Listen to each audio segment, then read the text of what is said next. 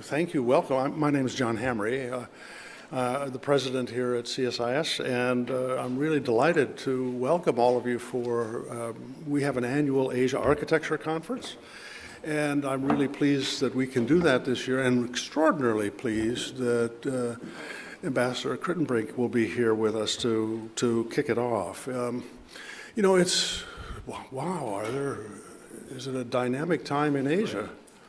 You know, it's astounding everything that's going on right now, and your portfolio it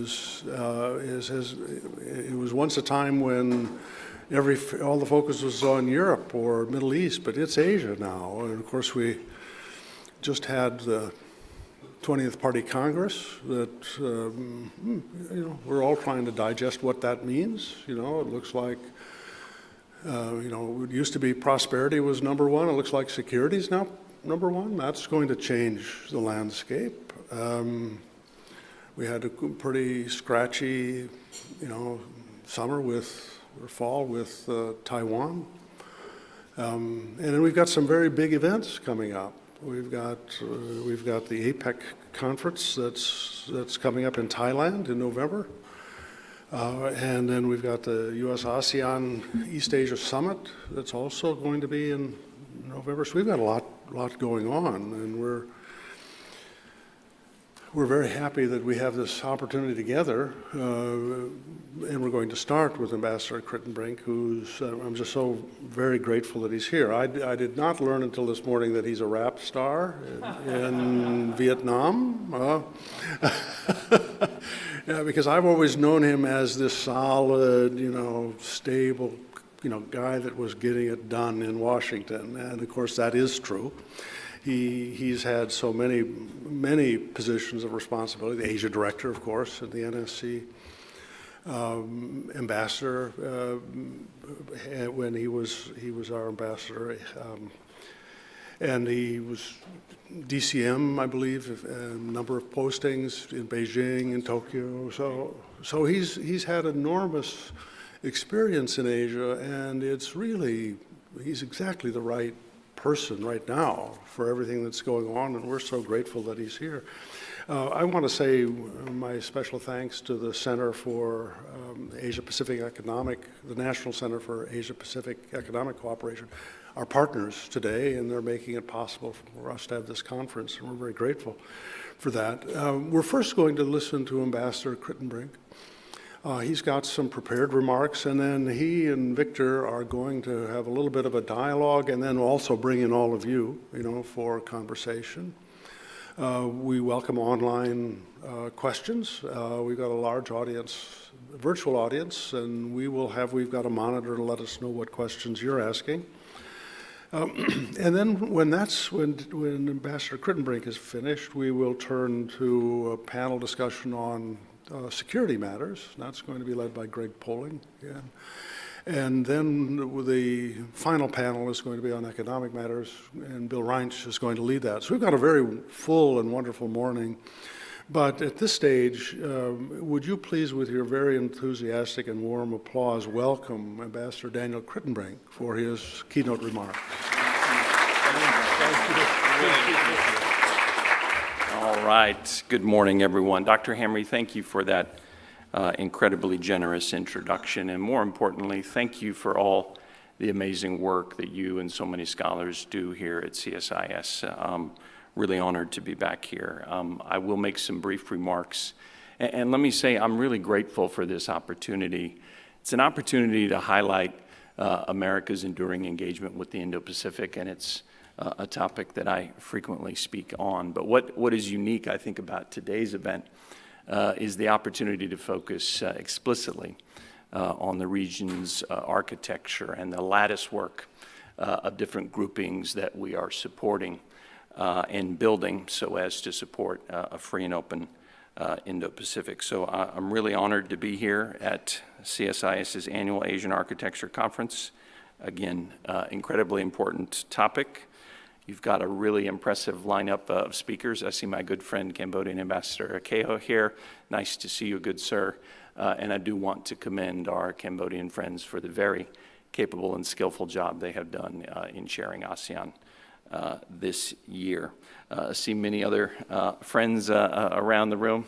It's great to be reconnected with you all, and also want to thank my friend Dr. Victor Cha for all of his advice and support and wisdom over the years, and hope you take it easy on me, Victor, in the follow-on discussion. Again, I'll share some views with respect to the growing regional architecture in the Indo-Pacific. Let me just state the obvious at the outset and try to situate our discussion in the larger context of our approach to the Indo-Pacific. From the President to the Secretary of State, throughout the entire U.S. government, we know that America's future security and prosperity are entirely dependent on what happens in the Indo-Pacific. A few weeks ago, the Biden-Harris administration reaffirmed this vision in its national security strategy by stating the Indo-Pacific will be the epicenter of 21st century geopolitics, and no region will be of more significance to the world and to everyday Americans than the Indo-Pacific. I believe that with all my soul. The Indo-Pacific region will definitely shape the trajectory of the world in the 21st century. It is the fastest growing, most dynamic region on the planet, perhaps the youngest region on the planet as well, at least in Southeast Asia.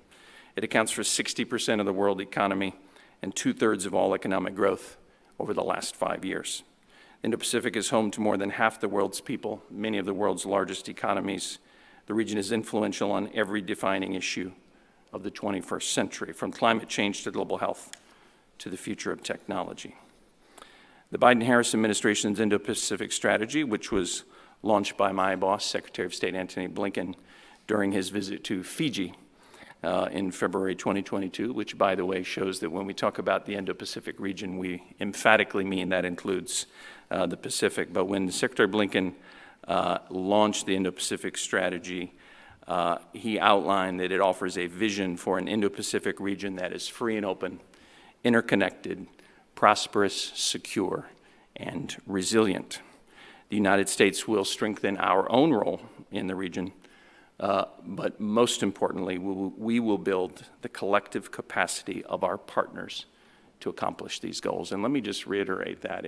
When I'm asked to summarize in one line or one phrase the Biden-Harris administration's Indo-Pacific strategy, I say that it is allies, partners, and friends, and more specifically, building their collective capacity to advance common objectives. Again, the core of our Indo-Pacific strategy is building connections with allies, partners, and friends within and beyond the region to create and support a lattice work of strong and mutually reinforcing coalitions to build collective capacity and tackle our shared problems.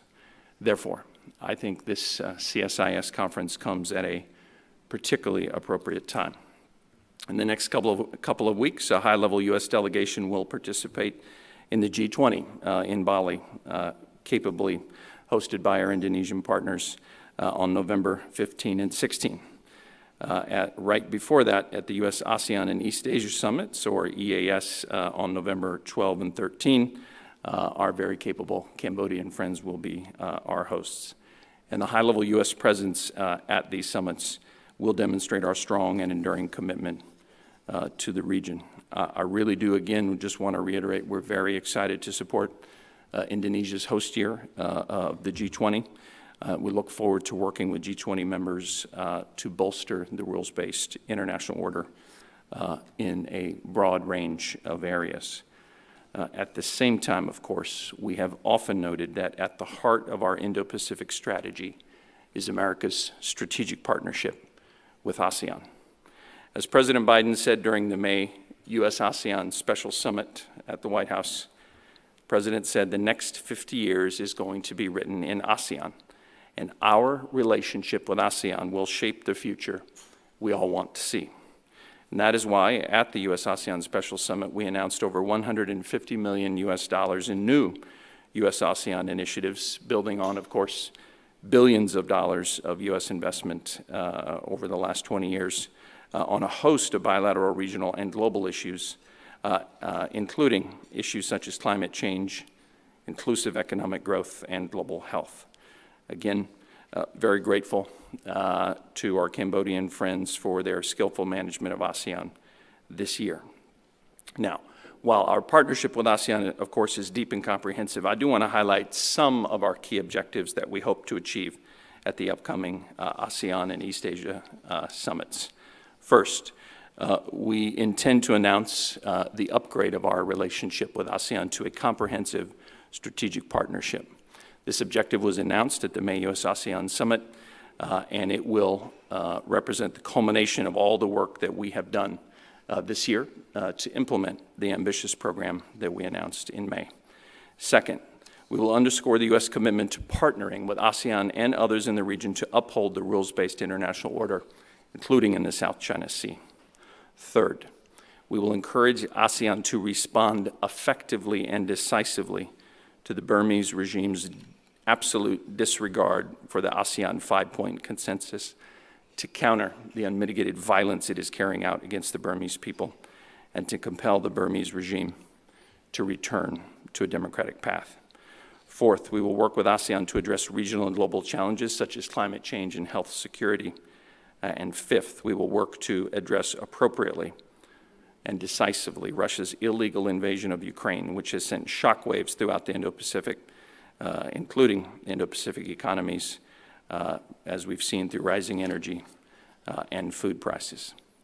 I think you'll see at the East Asia Summit, we're also working with our ASEAN friends to ensure that Ukraine meaningfully participates and that EAS partners send a strong message that big countries cannot simply take what they want from smaller neighbors. Ukraine's presence at the East Asia Summit would demonstrate ASEAN's conflict resolution and peacekeeping leadership in the international community, as well as ASEAN's long-standing support for respecting sovereignty and territorial integrity. So a lot we can talk about regarding ASEAN, and Victor, I assume you'll have a few questions for me to drill down further on that. But having set the scene with ASEAN, let me now turn to APEC. As part of our enduring commitment to the Indo-Pacific region and to broad-based economic growth, the United States will, of course, participate in the APEC Leaders Week in November to close out Thailand's very successful host year. And then in 2023, the United States will serve as host of APEC. Is my colleague Matt here? Matt Murray is here. Matt is our senior official for APEC, maybe the single busiest person I know in the U.S. government right now. He's leading our efforts to prepare for APEC. It's going to be a great year. We're also very appreciative of Thailand's hospitality as the APEC host this past year. We, of course, continue to work closely with our Thai allies on successful outcomes for their APEC host year, including on key issues of sustainability and safe cross-border travel. We're extremely excited and honored to host APEC next year. For the United States of America, APEC is the premier platform to advance economic policies in the Asia-Pacific region to promote free, fair, and open trade and investment, and to advance inclusive and sustainable growth. Hosting APEC in 2023 will provide the United States with a unique opportunity to showcase U.S. economic leadership and multilateral cooperation in the region and highlight the relevance of international economic engagement to promote American prosperity right here at home. We also believe that we can use our host year to highlight successes in the U.S. economy. For example, we hope to share the U.S. experience with economic inclusion, particularly women's economic empowerment, disability rights, and the inclusion of ethnic minorities in immigrant and refugee communities. We want to make sure that we're elevating the voices of many from these underrepresented groups in policy discussions during our host year. Now, while we are working to finalize all of our objectives for APEC 2023, I want to share with you some of our top-line objectives as we go into the year. Namely, our 2023 APEC priorities will align broadly with the three drivers of growth that were outlined in APEC's Putrajaya vision, which our leaders set out in 2020, and that will guide APEC's work until 2040. And they are, number one, trade and investment; number two, innovation and digitalization; and number three, strong, balanced, secure, sustainable, and inclusive growth. So, under the first driver, for example, we could take forward work on supply chain resilience, digital trade and connectivity, including infrastructure, and we can expand opportunities for small and medium enterprise. Under the second driver, for example, we may focus on climate change and environmental sustainability, food security, good regulatory practices, health, anti-corruption, digitalization, and fostering an enabling environment. And finally, under the third driver, we can align work on inclusive growth for workers and groups with untapped economic potential, including women, SMEs, and historically underserved and underrepresented communities. So, we continue to work towards further refining the other specific outcomes for our 2023 APEC host year, and in that process, we'll be looking for feedback from all of you and other stakeholders on ways we can make progress most beneficial to the United States and to the region in the year ahead. Furthermore, we plan to build on many of our ongoing work streams in APEC, particularly those that reflect many of the Biden-Harris administration's economic priorities and ongoing work on both sides of the Pacific. For example, we will further pursue shared prosperity through the Indo-Pacific Economic Framework for Prosperity, or IPEF, which, of course, all of you know, President Biden formally launched in Tokyo last May, together with 13 other partners. I had the honor of accompanying the president there, and for my money, I thought the IPEF announcement was perhaps the most significant announcement of all from his visit. IPEF will address a range of important areas for economic cooperation, including fair and resilient trade, digital and emerging technologies, supply chain resilience, clean energy and decarbonization, and good governance. Beyond APEC and IPEF, which, again, I know Matt Murray is going to get into in even greater detail later today, we are, of course, working through other groupings in the region. We're deepening our economic engagement through the Quad Infrastructure Coordination Group, as well as deepening the Partnership for Global Investment in Infrastructure to help low and middle-income countries secure high-standard investment for critical infrastructure, as well as deepening our bilateral economic engagements in the Indo-Pacific. One consequential innovation, and one of the most consequential moves I've seen in my career regarding the regional architecture, has been the elevation of the Quad. Working with our Indo-Pacific partners, Japan, Australia, and India, to strengthen the Quad and ensure that it delivers tangible issues that matter to the Indo-Pacific has been a hallmark of the Biden-Harris administration. Quad leaders have put forth ambitious initiatives that deepen our ties and advance practical cooperation on 21st century challenges, such as ending the acute phase of the COVID-19 pandemic, including by increasing production and access to safe and effective vaccines, promoting high-standard infrastructure, combating the climate crisis, partnering on emerging technology, space, and cybersecurity, and cultivating the next generation talent in all of our countries. Through the Quad, we're developing a common vision for the region in technological areas like 5G and energy, as well as on building supply chains, again, that are resilient and diversified. And the Quad's Climate Working Group is seeking ways to improve weather early warning systems throughout the Pacific region, systems that will become even more important given the impacts of climate change. Another example of our work in the Quad, just a few weeks ago on the margins of the UN General Assembly in New York, Quad foreign ministers and Secretary Blinken met to sign guidelines for the Quad partnership on humanitarian assistance and disaster relief. They also released a statement on cybersecurity and ransomware. And in a joint readout of that Quad foreign ministers meeting, they jointly underscored our support for the UN Charter and our steadfast commitment to strengthening and reforming the UN and the international system. As I mentioned earlier, the Pacific Islands also remain a key priority for the United States. And in the context of our focus on regional architecture, let me say just a little bit about the Pacific Islands Forum. Last year, President Biden became the first president to address the Pacific Islands Forum. In July 2022, Vice President Harris announced the creation of the first ever U.S. envoy to the Pacific Islands Forum. And of course, at the recent U.S. Pacific Island Country Summit, we announced that Ambassador Frankie Reed will in fact be our first ever envoy to the PIF. This initiative is part of a larger effort to cement our role as an indispensable partner to Pacific Island countries in ever closer coordination with other partners who share that same commitment. To further support that vision, the United States, Japan, Australia, New Zealand, the United Kingdom, and now Canada and Germany have launched the Partners in the Blue Pacific. The Partners in the Blue Pacific aims to advance the shared goals and priorities of these 7 countries together with our Pacific Island partners. Other key countries such as India, the Republic of Korea, France, and the EU have also joined the Partners of the Blue Pacific launch as observers to demonstrate their support for our shared priorities in the region. Now, apart from institutions like the PIF, looking more broadly at the region, we're also cooperating with allies trilaterally.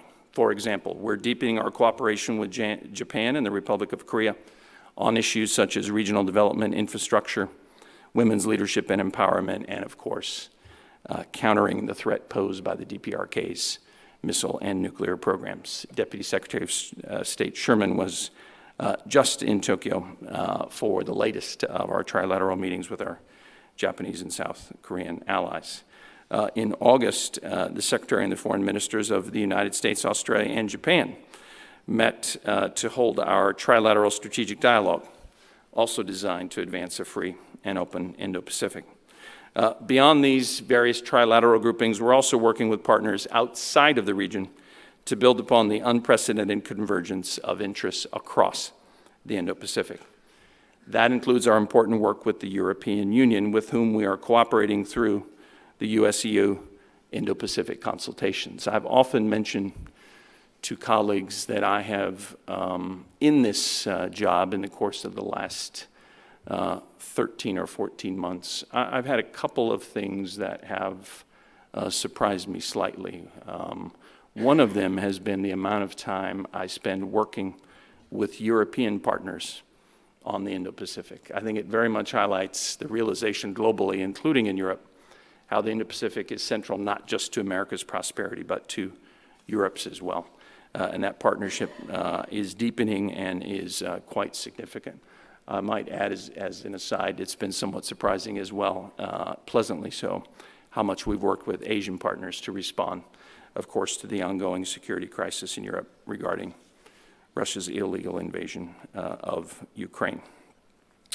Of course, let me conclude here by noting that our work with and via regional organizations does not just connect our governments. Our work also bridges our peoples. The United States is the leading international provider of education to students from across the Indo-Pacific. Nearly 68% of international students studying in the United States hail from the region, forging ties that help to strengthen the long-term bonds between our countries. Amazing programs such as the Young Southeast Asian Leaders Initiative, or YSEALI, or the Young Pacific Leaders Program, and so many other people-to-people exchanges form the human ties that make up the fabric of our regional architecture in the Indo-Pacific. If you've never been to a YSEALI event, I strongly encourage you to attend one. The first one I went to, I mistakenly thought I had stumbled into a rock concert when I entered a hall full of some of the youngest, smartest, most dynamic young people from across the region. Makes me very hopeful for our future. So again, in summary, let me close by saying whether it's through ASEAN, through APEC, the Quad, the PIF, or other regional groupings, we are deeply engaged in building the collective capacity and connectivity of our partners, friends, and allies. That is what we mean when we say that we are building a latticework of strong and mutually reinforcing coalitions to support the regional architecture of a free and open Indo-Pacific. Thank you again for including me here today. Very much look forward to your questions.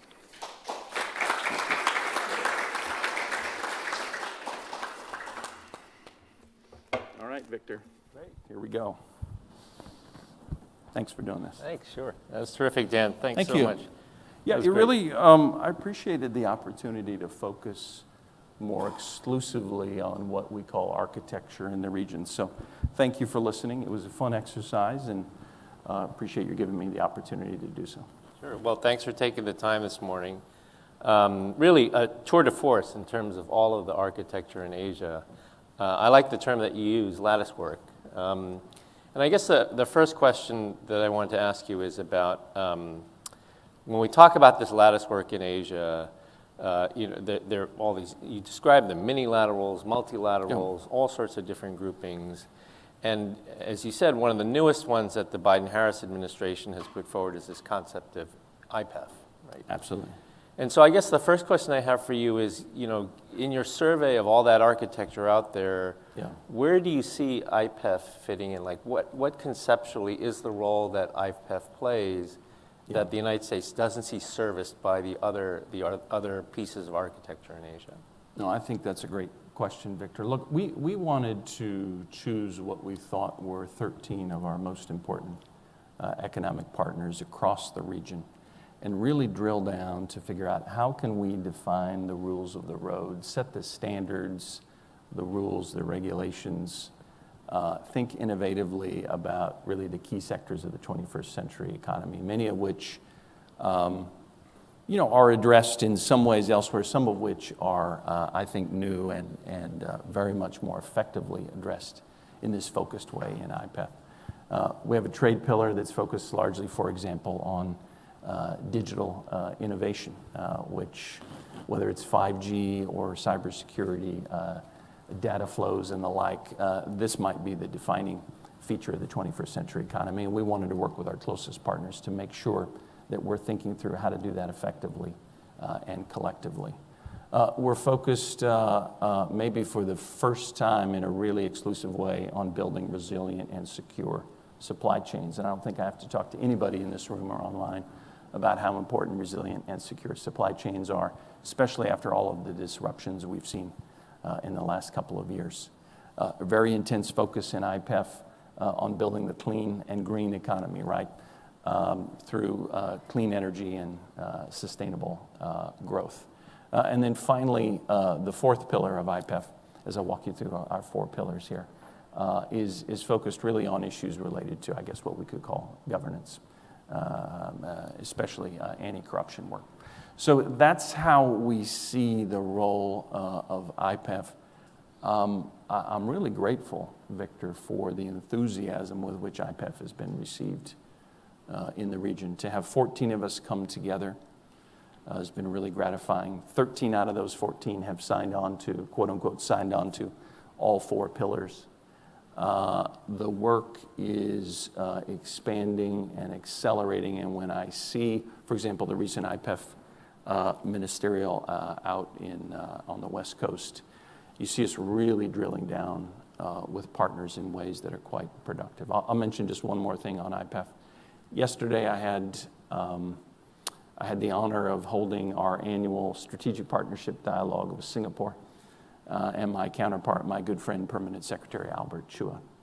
And Singapore, as you might imagine, is playing a leading role in IPEF. And one of the things we talked about were the innovations and the ideas that the Singaporeans are bringing to the table, including on the digital economy. This isn't just about the United States coming forward and saying, let us try to foist our vision on you. This is about working, again, with, we think, the key partners in the region about how we advance our collective economic interests. So I think it's vitally important. I also think it supports nicely the broader work we're doing in APEC, which covers a larger group of countries and a broader agenda. But I think the work is mutually reinforcing. Great. Just building off of that, one of the points that you mentioned in your speech and in your response is about supply chains. And it's been a big effort by the Biden-Harris administration. It has. A lot of work, whether it's Mineral Securities Partnership or a bunch of these other ones. Yeah. Terrific work. The question I have there is, so I understand certainly supply chain resilience is important for protecting production chains and things. Yeah. But it would not be unfair to say that part of the impetus for the supply chains has been concerns about past and future Chinese economic coercion.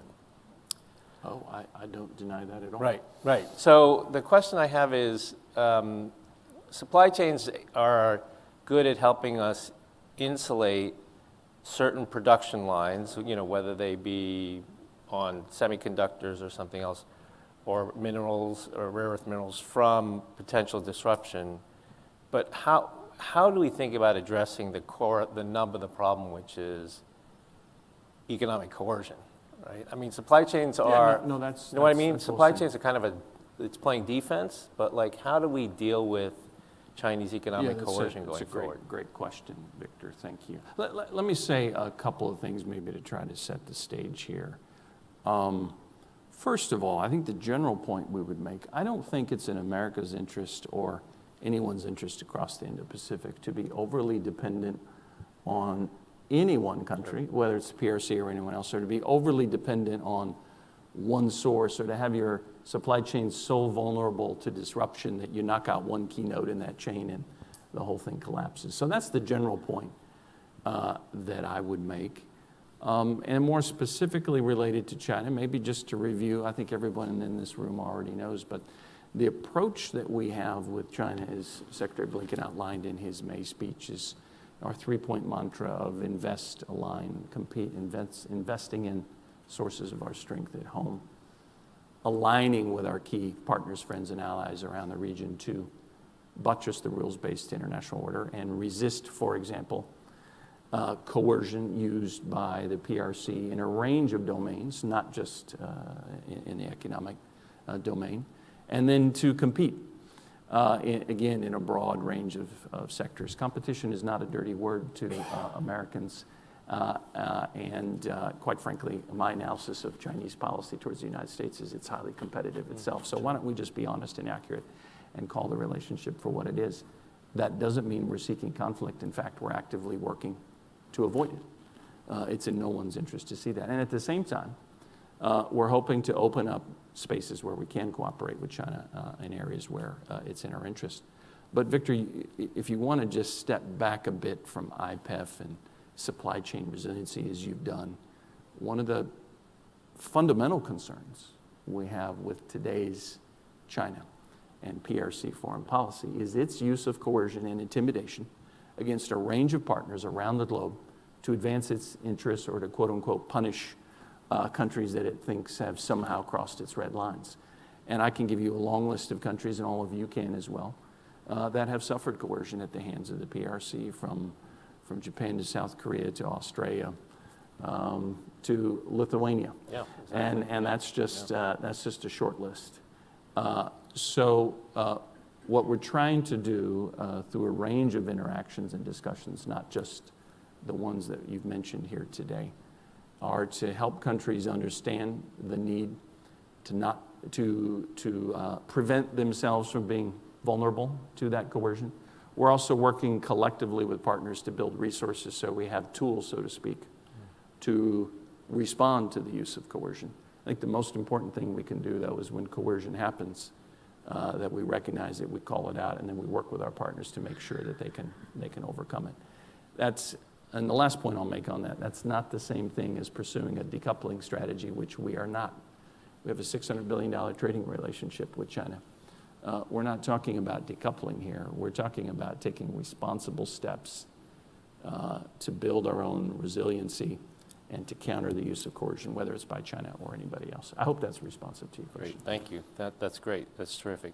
I'd like to switch to your discussion. You mentioned the trade pillar within IPEF. Yeah. And I want to take us back to the trade conversation in general. Again, as you outlined very well, the administration has all of these initiatives in the region. The new ones in particular, like the Quad, the Mineral Securities Partnership, Yeah. CHIPS for AUKUS. Yeah. It's really quite an impressive record. I mean, there's probably been more new institutions. I could have spent a lot of Yeah, time. I'm sure you could. Didn't mention it. Another one of these really important groupings. Again, one of the most significant I think I've seen in my career. Yeah, no, I agree, and I think we've both been in this field for quite some time, and there's been more activity in the architecture building area than we've seen really. I think that's probably fair. Yeah, yeah. But again, it's representative of the fact that we take this, what we hope is a flexible and innovative approach to the region's architecture. And again, I really like the word lattice work, which is mentioned in the Indo-Pacific strategy as well. but it means that collectively these groupings, some of which are more formal, like ASEAN, the Pacific Islands Forum, some of which are much more informal, like the Quad or some of our trilateral groupings. But I think collectively it builds collective security and capacity to seize opportunities and counter challenges like coercion. Yes, absolutely. I mean, I use the term patchwork in my work, but lattice work is good too. Yeah, That's fine too. lattice work sounds just slightly more intentional and sophisticated, but patchwork is probably more accurate. Yeah, I was thinking more of a quilt. But let me ask you, getting serious, Dan, but there are two architectures in the region that we're not connected to, right? And one is RCEP and the other is CPTPP. Sure. Right, and so the question naturally, I think, from many in the region as well as in town is... I have heard that question a couple times. Maybe I'll let you finish the once, question. Yeah. So, essentially, for how long can the administration go without sort of an engagement with the region on sort of trade and market access? Well, it's a great question, Victor, and one that we address all the time. So let me share with you here today how I've addressed it with partners across the region. I think for a variety of very well-known reasons, the United States is not in CPTPP or RCEP. That doesn't somehow mean that the United States is not deeply involved in the trade investment flows in the Indo-Pacific. It doesn't somehow mean we don't care about trade, and I think our fantastic work with our partners through IPEF demonstrates that. But maybe reflecting a bit on my time as ambassador to Vietnam, I can guarantee you that when we talk with our ambassadors in the field, helping to promote American businesses and market access, fair and equitable treatment of our companies is job one. For example, I'm proud to say when I was ambassador to Vietnam, I did a lot of things. I spent more time on trade market access than any single thing. You look at the trade flows with the United States, I believe it's nearly, Matt, you help correct me here if I'm wrong now, we're talking $1 trillion in annual trade flows between the United States and the Indo-Pacific, almost $1 trillion in U.S. investment. So nobody can stand here and tell me that somehow trade's not important to the United States in the Indo-Pacific and that we don't work incredibly hard on it. As I've outlined here, America's prosperity and our security is intricately and intimately tied to the Indo-Pacific. And again, that includes our prosperity and our work on these trade issues. Now, how we're getting at it through IPEF and, say, APEC is not through, we're not addressing market access issues via those multilateral trade agreements. But I can guarantee you our ambassadors are fighting like hell every day regarding market access and equitable treatment of our companies. And through IPEF, we're also focused on a number of trade elements that I would argue are just as important as market access. Trade facilitation is some of the so-called backroom elements of how trade is facilitated and how our goods freely and fairly enter countries. So that's the argument I've made to friends in the region. That's the argument I'm making here today. That's the work that we're doing each and every day. Right. Terrific. We have some questions coming in online, Great. and we'll get to them in a second. If I could just ask you one other specific Brian, question. Good question. I thought Brian was here in the room. But I see he's got a question up there as well. If I could just ask you one other specific question that sort of ties trade and climate and a bunch of things together. The Inflation Reduction Act has caused some ripple effects in both Asia and in Europe, which I'm sure you've heard. I have heard a little bit about that. Yes, just a little. And so I guess the question is, how is the U.S. responding to these concerns? Is it something that can be addressed, or is it, or do you have a plan, or? We do. Yeah. Look, I think the IRA's passage was really an historic event, and it's going to do, I would argue, amazing things for the American economy, and I think many of our partners in the region and their companies are going to benefit as well. Now, some countries, both in Europe and Asia, as you've indicated, have come to us and expressed concerns. You've seen the public articulation of that as well. And as we always do, if we're going to say allies, partners, and friends, remains a central pillar of our strategy in the region and around the world, then the natural outgrowth of that is to have a conversation with friends about their concerns. I think you saw an announcement yesterday about that. You'll probably see more about that in the coming days. But we're having very robust conversations with our partners and friends. And like all issues, I'm confident we'll work through them in a respectful way and a candid way. And we're doing that right now. But really important, historic piece of legislation. It's going to do tremendous things for us. And the one thing that I do want to clarify, there are some countries, more specifically some companies in some countries, who have expressed some concerns about what are the implications of the IRA for them. That's why we're having a dialogue with various partners to work through that. There are many partners, countries and companies overseas that are also going to benefit from IRA. And for those that have concerns, we're going to work through that. It's a very complex picture. Sure. I'm the wrong guy to tell you exactly how that cuts for an individual company. But that's why we've formed a dialogue with the right people on both sides. And again, I think you saw an announcement yesterday on that. You'll probably see more in the weeks ahead. But we're committed to working through that like we do every other issue. Great, terrific, thanks. Okay, we're going to open it up to the audience in the room as well as to people online now. There's a mic there if people have a question, and then we also have folks online. Why don't we first go to, this is neat, I didn't know we could do this. We can go to them online here. So the question I'll read it for the cameras. It's Assistant Secretary Kritenbrink. How was your recent trip to Vietnam and Laos? What were a few outcomes and highlights?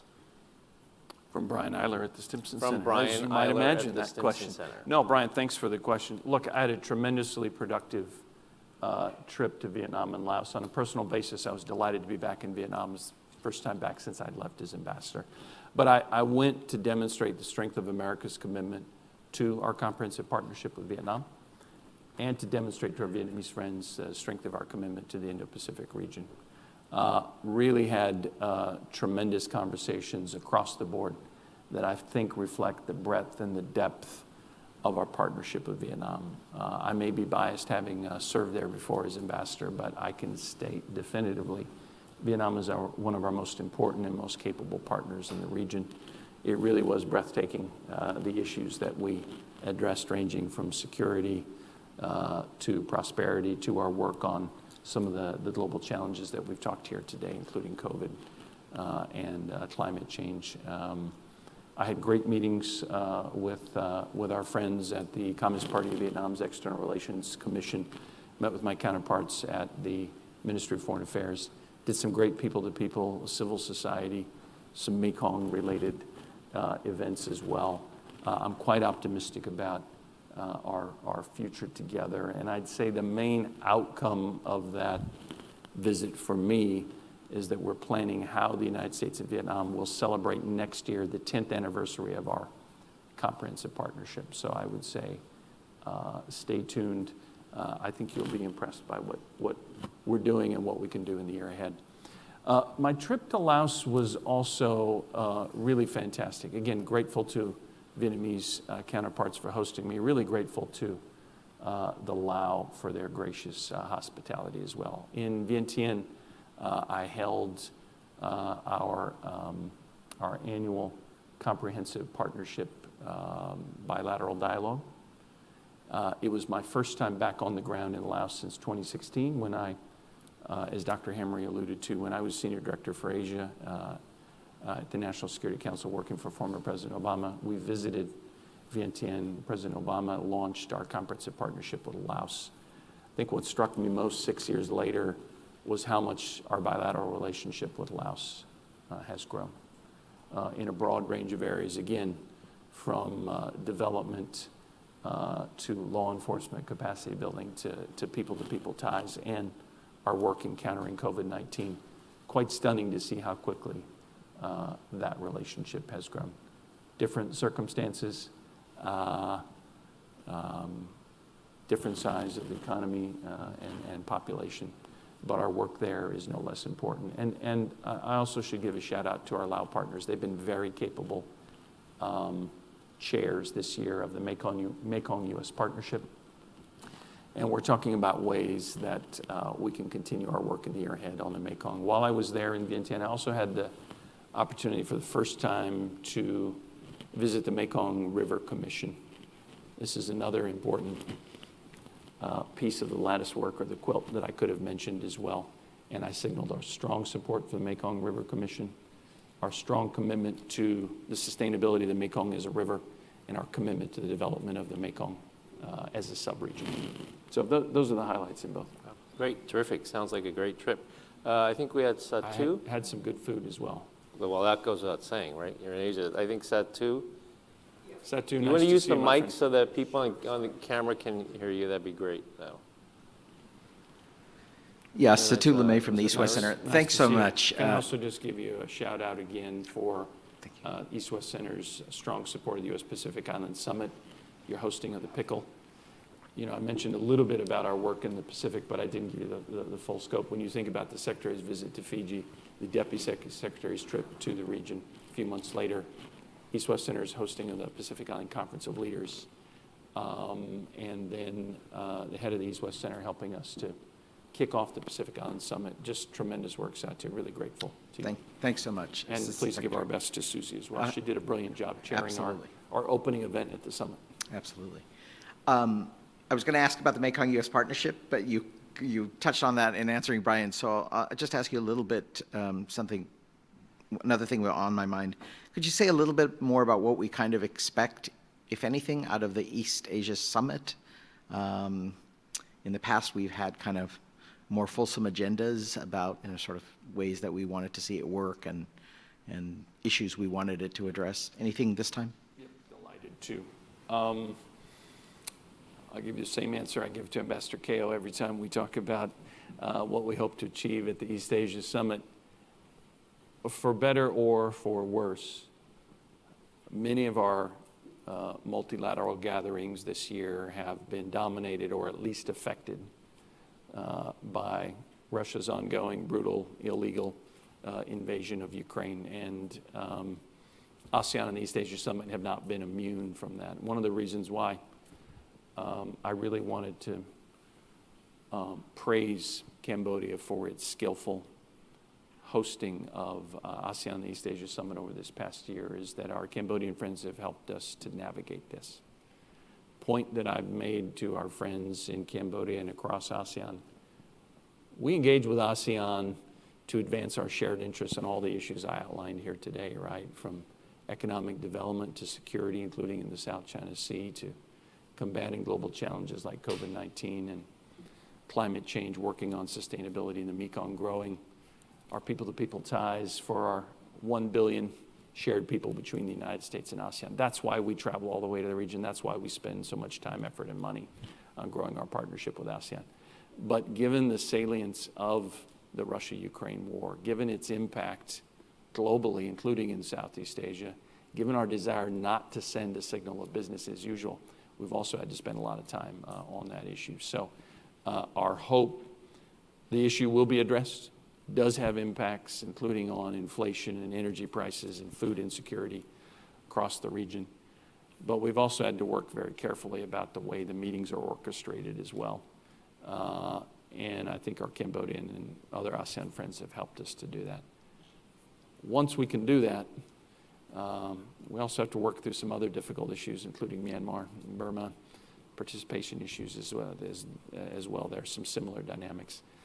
But apart from that, then we try to focus on the real business of why we're at ASEAN. I think you'll see in the East Asia Summit, you'll see an opportunity for the senior U.S. delegation to engage in our interventions on a broad range of diplomatic priorities across the region. I think in the U.S.-ASEAN Summit, you'll see us following up the work that we announced in May at our summit. We've had so many positive developments in the U.S.-ASEAN partnership, including, as I mentioned, we anticipate the signature outcome will be the formal upgrading of our partnership to a comprehensive strategic partnership. But we've done so much over the last few months, including through our historic summit here. I think the focus is going to be more on following through and carrying out everything we've promised rather than coming forward with another long list of new initiatives. That's what I anticipate. But I really did want to highlight we do have to address some of these important global issues. And maybe I'll mention just one other issue. I know at the time of the East Asia Summit Foreign Ministerial in August, of course, issues related to Taiwan were dominant at that time as well. But I did thank our ASEAN friends for providing a forum where those issues could be addressed. And if it wasn't for ASEAN, I don't think we would have had the ability to manage that issue as well as we did. And for those ASEAN friends who are worried sometimes these larger issues might distract from the agenda, I look at it in completely opposite terms. When we talk about ASEAN centrality and our support for the ASEAN outlook on the Indo-Pacific, we really mean that the ASEAN architecture is the heart of the region. And when that's the region's architecture, that's where you deal with everything going on in the world. It happened to be Taiwan then. We did that. We dealt with Russia and Ukraine, but then we also got down to the detailed business that I've outlined here as well. Mekong-US partnership, I said a little bit about that. I would just say the Mekong really is vitally important to the United States. We look at it not just as sustainability issues regarding the river, which are of course important, and we bring a lot to the table there, but also looking at the 5 countries of the Mekong as a sub-region and dealing with their unique issues. That's our focus in the Mekong-US partnership. I'd say you'll see some new developments there in the next month. Great. I think we have time for one. Can you take one more question? I'd be delighted to. Great. I'll talk as long as you want me to. Murray Hebert. Murray, nice to see you.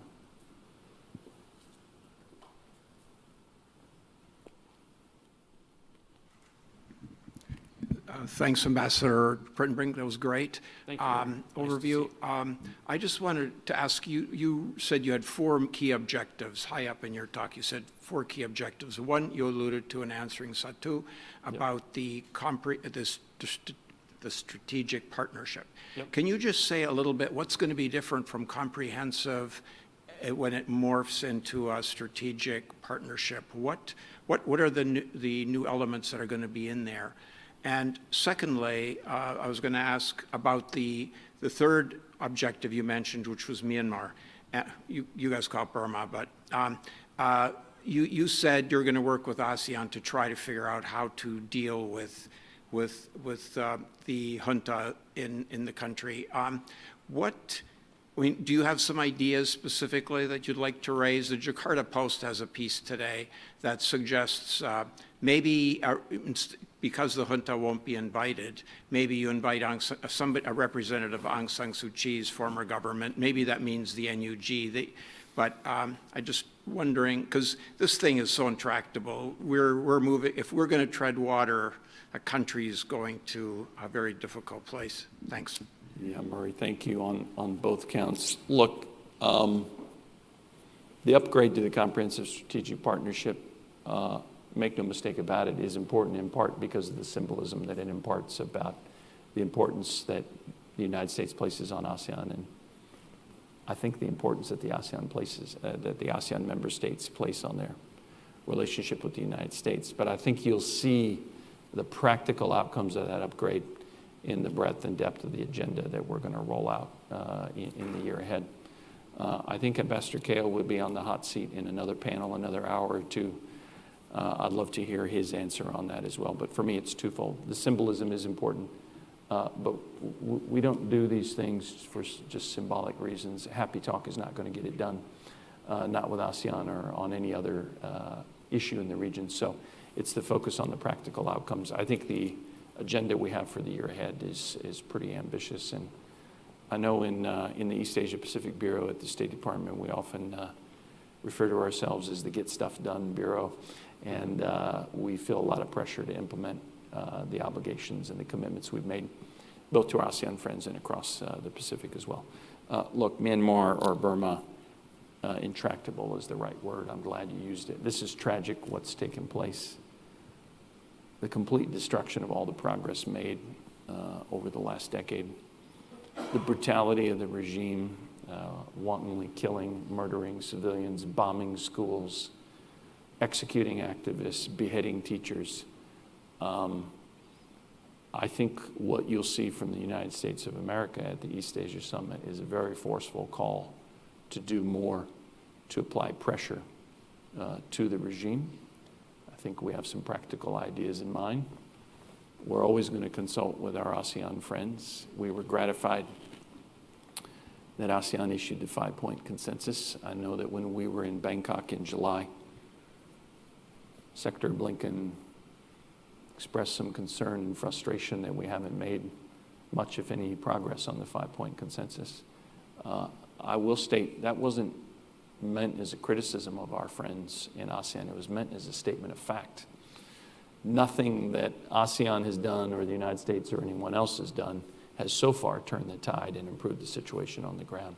That's why I think, again, I'll reiterate, on the part of the United States of America, I think we will take additional steps to put pressure on the regime to try to stop the killing, to try to compel the junta to return to a more stable and democratic path.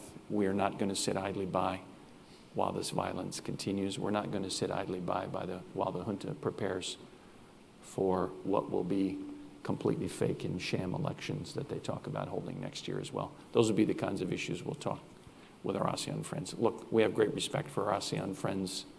I know views within ASEAN, like in any 10-member organization, are complex as well. But they're on the front lines. They have great ideas and knowledge and depth on these issues. We look forward to working together. Ambassador Keogh, ASEAN foreign ministers are meeting, is it today or tonight, to address this very issue. Let's see what comes out of there. But the signal I was trying to send, this is a key priority. If we had the magic solution, we would have rolled it out by now. But we're gonna keep working with our partners in ASEAN and other partners across the East Asia Summit and globally to try to get at this problem in a more effective way. I appreciate you raising it, though. Thanks, Dan. I'm afraid we're out of time. Let me just say that I've known you now for about 20 years. time. I think it's about 20 years back in the days when we were doing six-party when talks. I saw you in Beijing on a in regular Beijing, basis. yeah. And, another intractable intractable problem. we haven't talked about today. Yeah. We don't have time for that today, unfortunately. But I want to say thank you, and thank you for your service. You are one of our most experienced diplomats in Asia, and we appreciate all the work you do every day. So, ladies and gentlemen, please thank our speaker. Thank you. Victor, thank you. That's terrific. Thanks to everything that you and CSIS do. Thanks for having me here absolutely. today. Thanks, everyone. So we'll take a short break so they can switch the tables around and move into our next panel.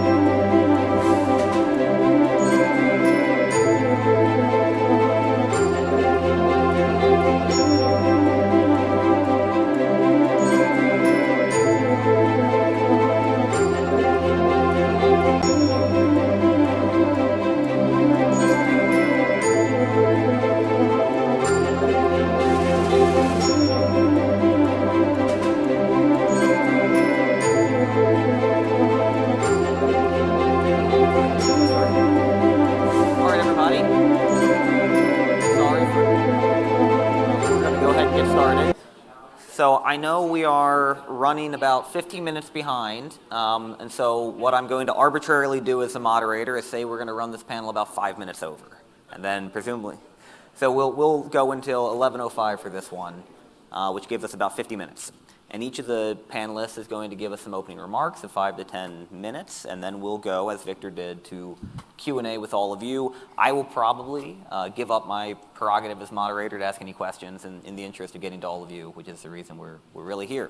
So we're going to go down the line in order. And first, let me introduce I'll introduce each speaker before they give the remarks to make sure that they have all the time that they deserve. First, we're going to start with Ambassador Choe from Cambodia as the representative of the host of ASEAN and the East Asia Summit and the U.S.-ASEAN Summit and all the other many bilateral summits that will be happening, or ancillary summits that happen alongside ASEAN. And I should note that Ambassador Choe is about the best person we could hope to have to talk about ASEAN, given that that's what he has done for a significant portion of his career. So prior to being posted here to Washington early this year, Ambassador Choe was the advisor to the Ministry of Foreign Affairs on ASEAN in Cambodia. He also spent more than a decade as a senior official at the ASEAN Secretariat in Jakarta, and had previously been on the ASEAN desk, in the equivalent of the ASEAN desk, in the Ministry of Foreign Affairs in Cambodia. And so with that, let me turn to Ambassador Choe to start us off with a few minutes of what we hope to see, or what the host hopes to see next month. Thank you, sir. Thank you. Thank you, Mr. Pollins. And first of all, let me express my thanks to the CSIS for organizing these events and giving me an opportunity to brief you a little bit on the ASEAN and as well as what Cambodia has done for the past 1 year in its capacity as the rotated chairman of the ASEAN. Dear experts, representatives and panelists, Cambodia has inherited the chairmanship of ASEAN in a time when there are so many hot issues pop up around the world, presenting a very big challenge to us, to our chairmanships and so on. Namely, the Ukraine invasion, the invasion in Ukraine by Russian, the Myanmar issues, and then the, of course, the South China Sea, the COVID, impact of the COVID, and as well as the rising tension in the Korean Peninsula quite recently. Cambodia take the chairmanship this year as the third time for us to chair ASEAN since we joined ASEAN in 1999. And every time that we took the chairmanship, we faced with so many challenges.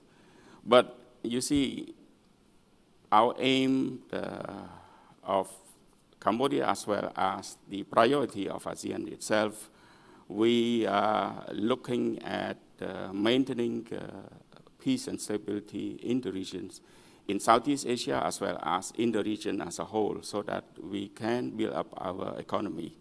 We've been through hot and cold. We've been through war for the past more than 2 decades. Of course, Ambassador Haig was here. He's an expert to ASEAN as well. He's been to Cambodia for the 3 or 4 years, right? Yeah, 5 years. So he knows very well inside Cambodia as well. You see, this time when we inherit ASEAN, of course, before I go into that, I'll review a little bit on the what we call the theme of this year's ASEAN. We call it ASEAN ACT. That means act together to address the challenge. This means what? This means we have to address issue every issue that we face together, because we realize that ranging from climate change to COVID to everything else, that we cannot act alone in dealing the issues. And that's how ASEAN try to maintain its centralities, its unities as the prime objective, so that we can move our region forward to build up our economy, to build up our societies. Let me start with the issue that we face. First, Myanmar. It's unfortunate that the Myanmar issue has been popped up right before we took the chairmanship in early 2022. So we inherit the problem and we have to solve. We have established our what you call the special envoy for the ASEAN chair to try to pave the way to implement the 5-point consensus that was approved by the 10 ASEAN leaders, including the junta itself, that agreed to the 5-point principle. Our Prime Minister has dared all the criticism to go to Myanmar in the aim that he's not trying to legalize, as some people criticize him, that to legalize the region. But I don't see when there was a hostage situation, the police is negotiating with the hostage taker, and then you criticize that we are siding with the hostage taker. It doesn't mean that way, because we have to talk to the person who have the gun in hand to stop them from shooting to the people, you see. But to our dismay, when our Prime Minister was trying his best to talk to the junta, he came back before even his plane landed, they bombed the civilians. It's like slapping in the face. But we try our patience. We again set up our committee. We sent our special envoy to negotiate. Our special envoy has talked to 7 of the 10 warring factions, and we also talked with both the SAC and the NUG. But we feel that all of them are, determined to destroy each other. So it takes some time. We understand that the conflict has rooted for the past 70 years. It's on and off in Burma, Myanmar. But we try to pave the way for them to go down and sitting, because the objective of ASEAN, what we have done, that some of the public has criticized that ASEAN is only a talk shop. But we believe that when we talk, people will not fight. But the problem is how to bring the conflict party to sit in the same table and then to talk to each other. That's how we are trying to do. Before our main meeting in May, our Prime Minister has called the junta leaders to dissuade him from executing the political prisoners. We even sent an official letter, and my foreign minister, as a special envoy, also called the foreign minister of the regime in Naypyidaw to drop the case. But they executed the prisoner right before the meeting in August. And again, you see, now we are preparing for the summit. Then they dropped the civilian last week. And we issue a condemnation declaration condemning them. And we see that the issue is still strong-headed together. That's why when we meet in New York last September, we initiate a special foreign minister meeting, which, as Ambassador Kritenbrink just raised, that they will, all the foreign ministers of ASEAN, excluding Myanmar, will meet in Jakarta on 28, meaning tonight in Washington. They will meet. I can't say the result yet, but we all think that it's about time that we cannot be hostage to the Myanmar problem. So we have to find a solution to solve the issues. And then after this, there will be a special leaders meeting in Phnom Penh, a separate session on Myanmar alone, so that we can deal with the issue. On Ukraine, war in Ukraine, Cambodia has strongly condemned and we sponsor the resolution, the invasion of Russia on Ukraine. Many people say that we changed our position, but we didn't, because our position is to maintain the principle of the UN charters. We respect the core principle of non-interference, non-use of force against the sovereignty of small states, and that we cannot tolerate these things because we are also a small state in this case. And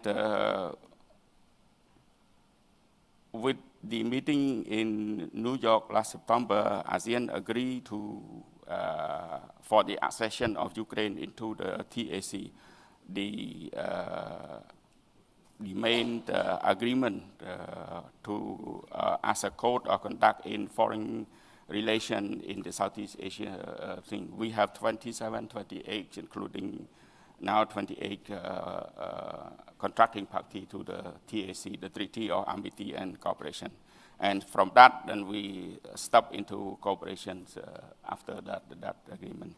And I'm happy to say that we have invited the Ukraine foreign minister to sign the TAC in Phnom Penh the next course of 2 weeks time on the sideline of the meetings. On the Korean issue, we strongly condemn the firing of missiles across the airspace of independent states, in this case, Japan. But to us, if you fire a missile over territory of another space, it means physically threaten the peace and stability of that state. And that's how we condemn the North Korea as well. So all in all, coming back, that's what we have done. We have achieved, we have managed, as Ambassador Kritenbrink has just said, we have managed to put all the party to the tables. We have managed the issue on the table and discussed, and we succeed in signing 11 documents as a result of the negotiating for agreement after agreements. And this year also with the ASEAN-US Summit and the EAS Summit, we are happy to declare the new level of comprehensive strategic partnership between ASEAN and the US. After the elevation of this level of partnership, then we are looking at making a plan of action on how to maximize cooperation between ASEAN and the US in the region. Cambodia, we stick to our permanent neutrality policies. And please don't get me wrong, when we say neutrality, it doesn't mean that we don't take sides. As a neutrality, we be friend to all sides, and we make business with all sides. That's why we are not partial to one or the other. And that's how we keep sending message to the US that don't send us only criticism. Do something, do something. Make some concrete cooperations. And they got the message, and I'm happy that in this administration, we have done quite progressively on making something more concrete in the cooperation. We have 3 congressional visits to Cambodia this year alone. And next year, probably 1 or 2 congressional trips more so that people can go and see what really happened rather than you hear feedback from only medias and so on. So once again, thank you for giving the opportunity to brief you on what we have done in ASEAN. And I'm happy to take a few questions as well. Thank you so much, Ambassador. So next we're going to hear from Dr. Lynn Kwok. Lynn is an old friend, not quite as old as Dan and Victor, but old enough that when we first worked together, CSIS was on K Street. Lynn is currently the Shangri-La Dialogue Senior Fellow for Asia Pacific Security at the Institute for International and Strategic Studies in Singapore. She's also a visiting scholar at Yale's Paul Tsai China Center, Senior Research Fellow at Cambridge, and has had previous affiliations with Harvard, Brookings, and as I said, most importantly, CSIS. Lynn? Thank you so much, Greg. Thank you for the invitation to speak here today. It's really great to be back. Wonderful to see everyone in the room in person. Thanks for the opportunity. Greg, you've asked me to look at what ASEAN might hope to see at the summit. So let me broadly first speak about, its broad positioning in the summit, and then specific issues that, it might seek to deal with, and where hopefully I'd like to tie in, where I see all of this fitting in. So I think let's start off with broad positioning. I think that moves by the United States as well as its non-Southeast Asian allies and partners towards various minilaterals in the last couple of years, so the Quad, AUKUS, etc., which are not ASEAN-led, have, as well as China's increasing influence in the region, have led or should be leading ASEAN to conduct some serious soul-searching in terms of its relevance in the region and whether it can remain relevant in the face of the defining challenge of our age, which is great power competition. I think we've seen lip service being paid to ASEAN centrality repeatedly, as well as in various U.S. National security documents, the Indo-Pacific strategy. And I think this administration in particular has engaged in serious efforts to engage with ASEAN. But I think the fact of the matter is that if ASEAN is not able to better demonstrate how it's able to deal with great power rivalry, its ability to shape developments in the region will be minimal. So it's going to be a bystander in its own region. But I think its relevance is also being called into question, not just by great power rivalry, but also by developments in its backyard and its ability to deal with those problems. And of course, we've heard the issue of Myanmar being raised. The 5-point consensus is being flouted. It's failed to achieve the cessation of violence in Myanmar. It's failed to achieve dialogue between all parties to the conflict, as well as to garner greater access for ASEAN in terms of humanitarian assistance to the region. The Malaysian foreign minister has called for a serious review of whether or not this 5-point consensus is actually still relevant or whether it should be replaced by something different. And as we've mentioned, there's going to be a meeting tonight in DC, tomorrow in Jakarta, of the foreign ministers to ASEAN about whether or not, this 5-point consensus needs to be replaced, and an indication of whether this will be the approach moving forwards. We'll see that in this meeting. But I think, by and large, it'll be quite difficult to find a replacement for a consensus that was already so hard to reach in last year. So I think what we're likely to see in the summit in November, in a couple of weeks, is a likely reiteration of the importance of adherence to the 5-point consensus. We might also, as I understand it, see ASEAN leaders discuss and possibly reach a decision on excluding military-appointed political office holders from representing Myanmar in ASEAN sectoral ministerial bodies.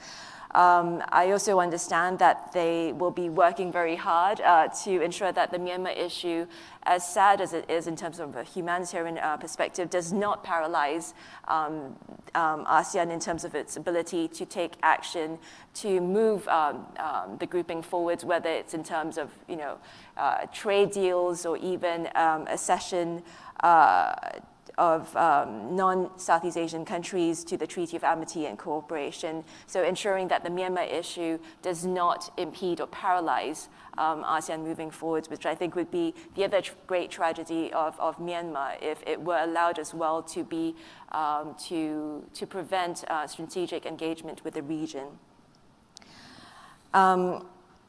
ASEAN's credibility, of course, as we've heard, is also tested by developments in the South China Sea, and that, of course, has been a slow-burning issue for decades and has contributed to Greg's great work at the CSIS.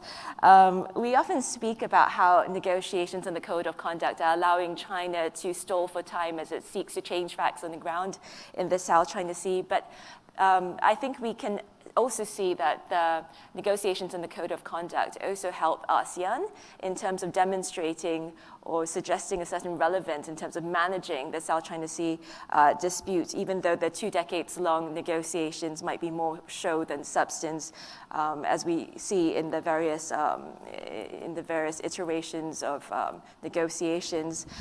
The question, of course, to my mind, is how long ASEAN and its member states can actually afford to be less forward-leaning in the South China Sea.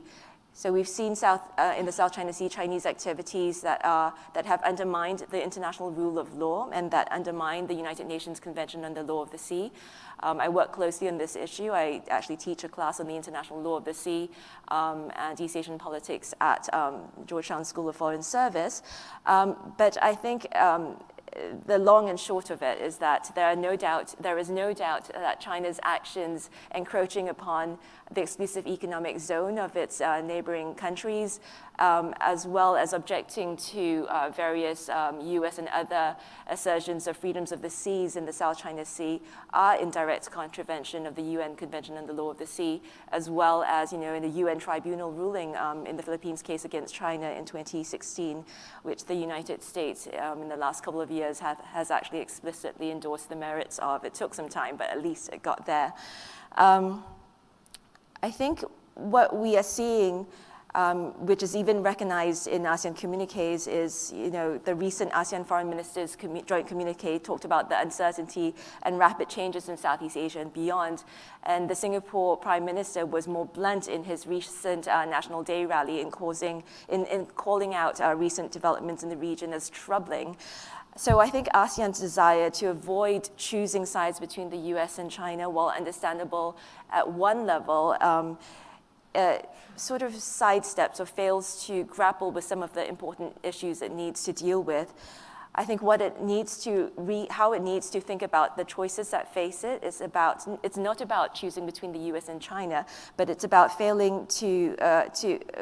about actively taking steps to promote a rules-based international order. And this is important for at least 3 reasons. First, of course, promoting the rules-based international order and the rule of law is perhaps the only guardrail against intensifying US-China competition, really rocking the region. Second, it's also the foundation upon which Southeast Asia has built its security and its peace. So really, when thinking about US-China competition, it needs to take a firm stance in defense of the rules-based international order. And of course, third, very often we hear about ASEAN can't have a common position, it has difficulty in reaching a common stance because its interests are too diverse. But of course, there is one clear and enduring interest that ASEAN has, namely the interest in the principles that has allowed it to be stable and that has allowed the region to prosper in the past decades. And I think there is much unity to be found in the principled position that frames choices before ASEAN member states as one between principles and a rules-based order or a region where might is right. So I think ASEAN needs to be far more firm about grasping the opportunity to support and defend the rules-based order. And I think for this reason, ASEAN's failure to condemn very clearly and unequivocally Russia's invasion of Ukraine is a shortfall. And it's important not necessarily because of what it can achieve or the difference it can make on the ground, but it's also important because of how revealing it is of ASEAN and how it perceives its interests and priorities.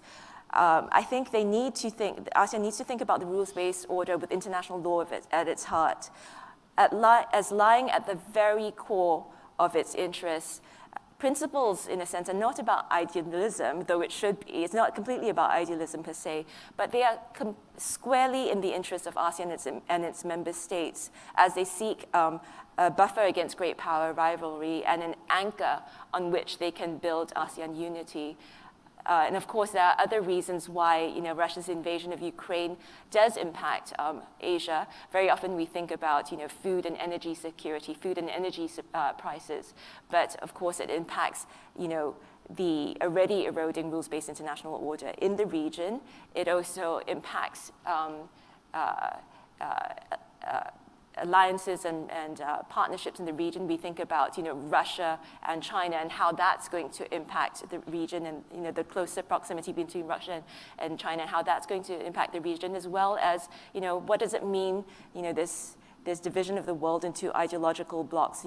What does that mean in terms of the ability of partners to forge strong partnerships in the region with countries in the region that might not all be democratic states. So, Russia and Ukraine does have clear and present interests or implications for Asia, and the sooner that ASEAN is able to take a strong stance on Russia's invasion of Ukraine, I think the better. So I'll stop there. Thank you, Lynn. And our closer will be Satu Lemay. Satu is the VP, Vice President of the East-West Center, and the director of its Washington office here. He's also the founder of its Asia Matters for America series, which just released its most recent survey of American public opinion on Asia. And he's a senior advisor at the CNA Corp, which I will continue to call the Center for Naval Analyses, whether they like it or not. And with that, Satu. Thanks so much for the invitation, Greg and CSIS. Great to see folks in person. So at the end of a terrific panel with the country chair of ASEAN this year and Lynn's very, as usual, very insightful comments, and the setup with his Secretary Kritenbrink, a little hard, so I kind of rewrote my talk while Dan Kritenbrink was speaking from the text that I typed because I thought, and Victor taught me this a long time ago. One time I spoke to you, Victor, to your Korea program. I said to you, I don't know what you want me to do, Victor, because I think everything's been said on this. And you said to me, yeah, but you haven't said it, so come over.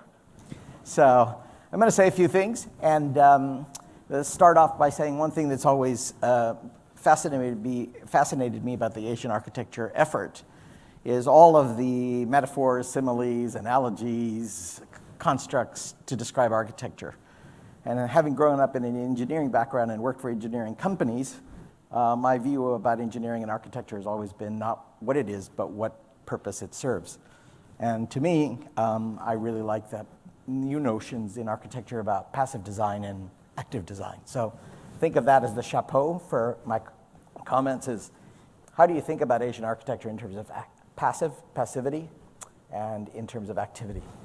So the first, I have 5 points. I'll go run through them very quickly. America's approach, which is what Greg asked me to speak about mostly, I think has the following characteristics now. One, it's committed to ASEAN centrality, but ASEAN centrality is no longer the baseline, or is now the baseline, not the end state of U.S. approach architecture. Two, our ambitions have been tempered about ASEAN-led architecture for reasons I'll state in a moment, but they've been tempered in the sense that we are no longer trying to redefine, decide what the issues are, institutionalize, et cetera. And we could talk about that. The third characteristic of America's approach is additive ambitions, that our aspirations and ambitions are now additive rather than default, which means that we have things like allies, partners, and friends, AUKUS and Quad, coalitional arrangements on high-tech supply chains, not to mention what was mentioned earlier, the Mineral Security Partnership, and of course Europe, which, don't forget, is the largest commercial partner in ASEAN as well. So those are 3 things. And the final thing is a motto that was recently coined by our National Security Advisor on Indo-Pacific Affairs, the very esteemed Dr. Kurt Campbell, about nothing in the Pacific without the Pacific. I was thinking about the reformulation in the context of Asia, thinking that everything in the Indo-Pacific with allies, partners, and friends plus ASEAN centrality. And so that's deliberately inverted. Second point. The adaptive approach that I've described, which I would call an active approach rather than a passive approach, to architecture is extraordinarily necessary. And it's necessary for essentially, I think, three arguments that I would make. One is strategic competition. We don't need to go to it, but it's obvious. And not only against the assertiveness of China, in my view, but the quite naked aggression of Russia, which has been discussed often. The second and more difficult, and I'm sure it'll come up in the APEC discussion to follow, is really a matter of degree as opposed to definitiveness. And that is the trend towards decoupling, decreasing support for globalization, diffusion of power, and systemic drift in the international system. You could choose your detail, you can choose your evidence base, but whether it's WTO or 3% shaving off of globalization or protectionism or new venues or the lack of market access support, you can choose it, and I made a point of saying very clearly, it's about degree, not definitiveness. None of these things are going away. Globalization hasn't stopped. You can see the new FT data on this, but I think we're entering a very different stage. And that is quite linked to the third driver of this adaptive activist approach on architecture, which is domestic nationalism and populism. So it is not incidental and goes rarely remarked, and I'm so thankful, Greg, for your flagging. We just did a survey in our Asia Matters for America series that takes elite versus public opinion at the state and local level across 50 US states to look at the articulation of how much Asia matters. And we have an upcoming program, if you want to join us online, called Does Asia Really Matter for Americans?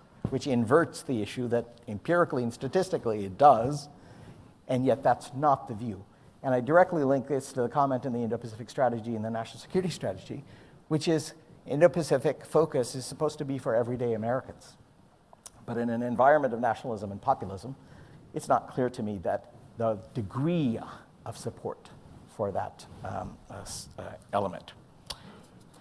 The third point I'd like to make is that in addition to these drivers of this activist and adaptive architecture that the United States is crafting, is four other contests that are going on in the region which are obvious: over power, over relationships, over order, and over narratives. And I've written a lot about this, published a lot about this.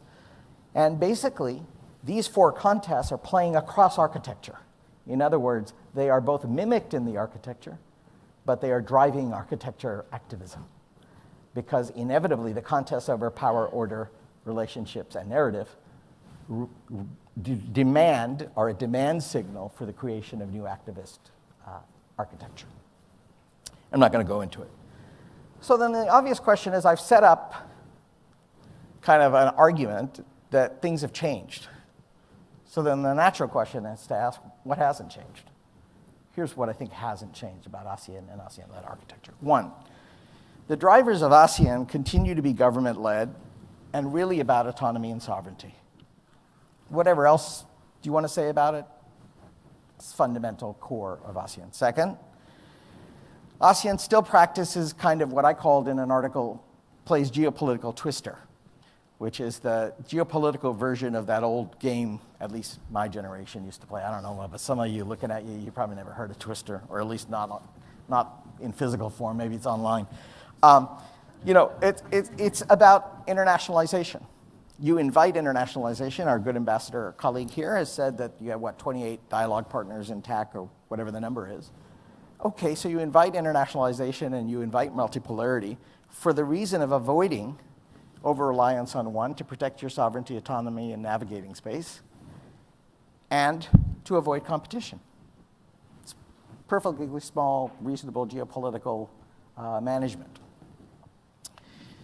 The third is that ASEAN's endurance rests on three other elements. One is that its Southeast Asian governments want it.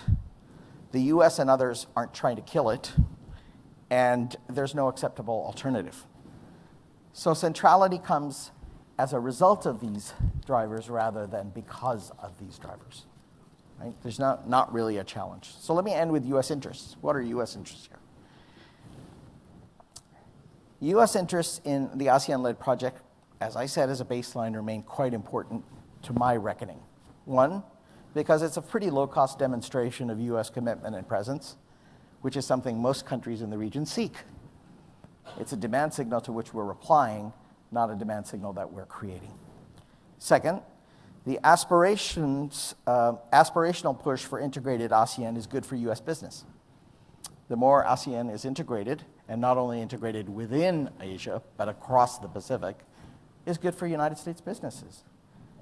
Transactional costs, rules, et cetera, et cetera. And again, people like Bill Reinsch and our senior dialogue, a senior member for APEC at State, and others can speak to this. I also think ASEAN and ASEAN-led organizations are very important for the US to make its case about rules, norms, values, and its approach to international relations, not least on Ukraine or Myanmar or anywhere else. I think it's a really important venue. And again, it involves some travel for our Foreign Service officers, our dedicated folks, and time, to be sure, but it's not a huge cost to make those cases, given the role that we play in the international system. Finally, it includes US allies and partners and friends who also think ASEAN is important. Some of those 28 treaty and amity and cooperation dialogue partners are our allies and friends. In fact, many of you will recall that the historical record is that we signed on to ASEAN and the TAC in part because of the urgings and the discussions with our allies and friends who made the case that the United States should not be outside of the framework of ASEAN as a TAC signatory. And then the practical part of me just would say, end by saying that it's a US interest because ASEAN and ASEAN-led organizations and architecture are a tool, not the only tool, of managing regional affairs. Thanks. Thank you, Satu. So we have a few minutes for questions. As you saw with the opening keynote, we'll be able to take questions both from the floor, we have a stand mic, and from online. So feel free to raise hands if you're here in the room or type out questions if not. And while you all gather your courage, I'm going to make myself a liar and ask a question anyway. So I think I'd like to ask each of you to weigh in on what may be a somewhat provocative question. I don't know if you had the chance to see an article written by probably our mutual friend Titinan Pansudarak last week, where I think he gave voice to the frustration of quite a number of people, not just in ASEAN, but here in the States as well, which is that ASEAN has run out of energy, that ASEAN's high water mark when it comes to its ambition was the ASEAN Charter of 2008 and the years after that. And since then, ASEAN has been stuck in reactivity to the South China Sea, to the Mekong, Ukraine, Myanmar. Even the ASEAN outlook on the Indo-Pacific was a reaction to the US and the Japanese Indo-Pacific strategies. Do you think that that is a fair assessment? Has ASEAN run out of ambition? Or does ASEAN still have more to contribute? Maybe I could start with Ambassador Ko. Well, thank you for your questions. And I don't agree with the statement saying that we are running out of aspirations. Well, we maintained partnerships, relations, as Sadhu have just said. We maintain our ASEAN-led and ASEAN centralities because we try to avoid hijacking of all those architectures by issues that are arising because as you know that all the partners to those architectures, all the participants to architectures, they all allied either to this side or to that side, but we mobilize them all to sit in together. So we have to get a good grip of managing the architecture, avoiding that you're pulling two factions fighting inside the architecture itself. And that's how we keep requesting for supporting of the ASEAN centralities and so on like that. And you are right, as our main aim is to keep the region peaceful, stability for the growth of economy and well-being. And we have seen too much war, too much conflicts already. And despite of this now, it's still in the regions.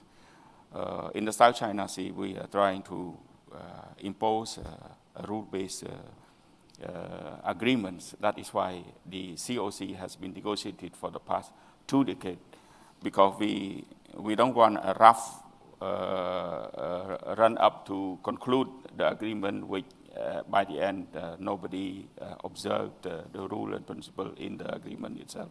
So that's why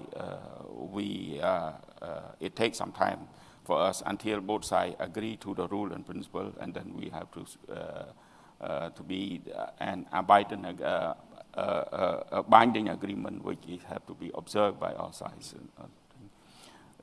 Because we understand that big country like China, and even I talk about US and other major player in the region, they try to exert power and influence in the region. And you can see now in this world, the only stable region for economic growth is only in the Asia Pacific as a whole. The rest is a bit being pulled here and there because of the conflicts around. The war in Ukraine does affect us very much on the energy security, on food security as well. Despite that people say in Asia we eat rice, so what to do with wheat in Ukraine and Russia? But then you see only the war in Ukraine started, our beer production has dropped drastically because beer produced from wheat, and then the can imported from Russia, the aluminum is imported from Russia, everything stopped. So it's affect our economy as well. And then the oil price hike up, it create problem for our production chain, our transport and everything. So the living standard also going up, which causes us very alarming. And that's why we are trying our best to strengthen our cooperation with partners all around in this part of the world and Europe as well, because these are the things that we are working on to move up our economies and our living standard. Thank you, Ambassador. Lynn, are ASEAN's best days behind it? I don't think ASEAN has run out of energy or ambition. What I do think, though, is that it's using that energy and ambition, perhaps, and investing that energy and ambition, perhaps, in an area that is not the most productive. So, what I think is that it probably is so afraid of rocking the boat, so afraid of offending the great powers, that it's worried about doing the things that it really should be investing its energy and ambition in. So for instance, in terms of engagement with middle powers, so that it creates greater opportunities and options for ASEAN. Europe, for instance, it was doing quite a good job, I think, of engaging Europe to be more interested in the Indo-Pacific and developments there. And we saw a flurry of Indo-Pacific statements coming out of Europe and the European Union, and I think that was a positive sign. However, since the Ukraine war, I think ASEAN perhaps has not thought carefully through how it can continue to keep Europe engaged in the region to create options for it, Europe and other middle powers, Japan, etc., Australia, but particularly Europe as well, in terms of how it can keep Europe continuously engaged in the region. And it's not helping by saying, okay, the Indo-Pacific matters to Europe because of the rules-based order, where it's undermined in one part of the world is also undermined elsewhere, but then not coming out in the same way to support to strongly condemn Russia's invasion of Ukraine, because obviously if the rules-based order is undermined there, it's also undermined in the Indo-Pacific, which has implications for the Indo-Pacific as well. And of course, the other thing that ASEAN needs to focus more heavily on, instead of worrying about causing consternation amongst the great powers, is of course focusing on what it needs to support and defend the rules-based order. And I've talked about that earlier, so I'll refrain from doing that again now. Thanks. Satu, I want you to weigh in on this too, but let's package it with the question we just got online, because I think they dovetail nicely with some of your remarks. So, Thai ambassador and permanent rep to the UN, Surya Chitawong, said what alternatives to an ASEAN-centered architecture would be sustainable and accepted by all major powers. And you addressed a little bit whether or not there is any such alternative.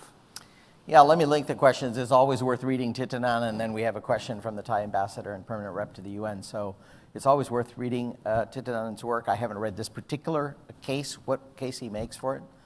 I believe that, I don't know about ASEAN's aspirations in the Secretariat and within, but I'll make the following comments and get myself into a lot of trouble. One, we've probably reached peak ASEAN, in part because of two factors. One, because the context in which ASEAN operates is fundamentally different than the period of its heyday. That's not ASEAN's fault. It's the conditions of international relations have changed from the peak. Second, the constituent elements of ASEAN have different priorities. There have been massive changes in the component countries of ASEAN in their directions and views, et cetera. So my short answer to the question, which is a very good question, is no, there isn't ASEAN-centered, alternative to an ASEAN-centered architecture would be sustainable and accepted by all majors, in part because the situation of international relations doesn't make that possible to create now. Again, not ASEAN's fault, but the nature of what's happened in terms of Russian aggression, in my view, and Chinese assertiveness, in my view.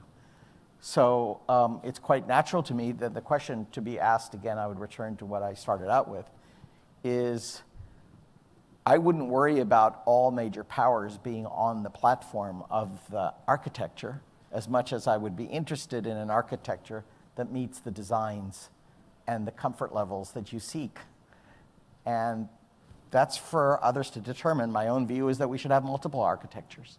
And to me, friends, allies, and partners, allies, friends, and partners, combined with coalitional arrangements, whether it be on supply chains or minerals or high technology, combined with global structures, which are still very important, particularly for ASEAN, have to have some sort of mix.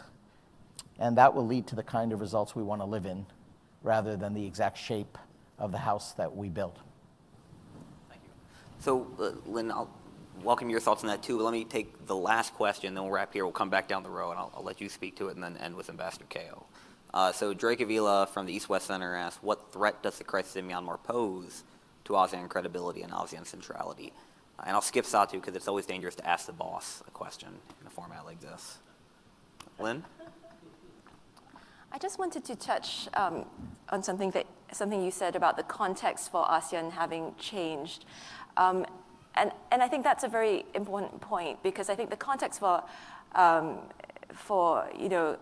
has changed from its heyday, yes, but I don't see that much urgency in terms of how ASEAN is seeking to respond to that change in context. There is a sort of, and I don't say this as across the board, across all ASEAN countries, but we see it, for instance, in the Indonesian defense minister's speech at the Shangri-La dialogue earlier this year, when he said, ASEAN has always, the region has always managed its problems very well, and it will continue to do so without, outside interference, and it can continue to do so without outside interference. And of course, the last few decades haven't seen, great power rivalry to the intensity that we're seeing today. And, ASEAN hasn't managed to handle issues on its doorstep like the South China Sea particularly well without, support from the outside. We also had the question that was asked from the audience about the Myanmar crisis and how that affects ASEAN credibility and centrality. And of course, if ASEAN isn't able to handle a problem that's in its neighborhood, of course, this casts into question its centrality or even its relevance moving forward to handle bigger issues like great power rivalry.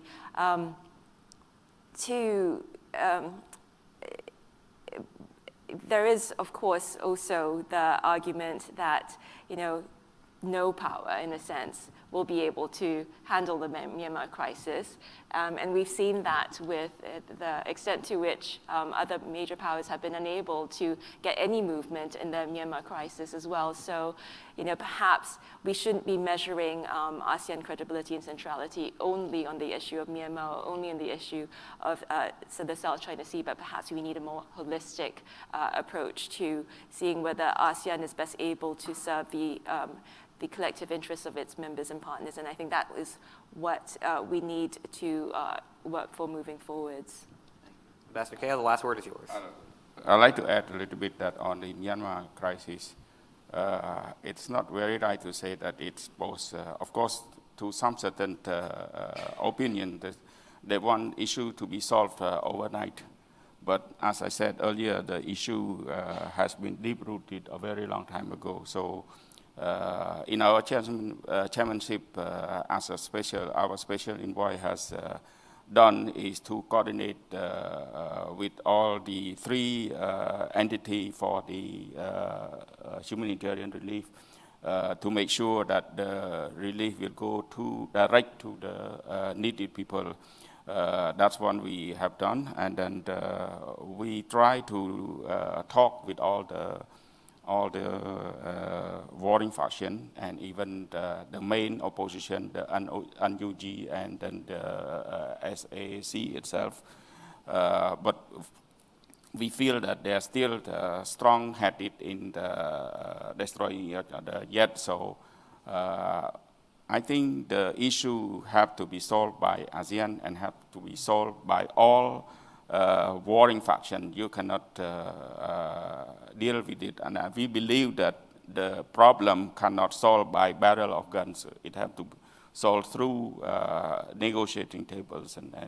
And the issue now is how to bring all the parties to sit down together, and then we start negotiating. So I can't say more before the outcome of the meeting tonight in Jakarta, and then the issue will be raised to the level of the leader next week in Phnom Penh. There will be a special session by all the leaders on Myanmar issues, and so I cannot say the result beforehand, so let's see together and what it comes out. But I believe that we will find a way to deal with the issues. Thank you, Ambassador. All right, we're going to take a brief break and let Bill Ryan come up and set up the next panel on APEC. But first, please join me in thanking all of our panelists.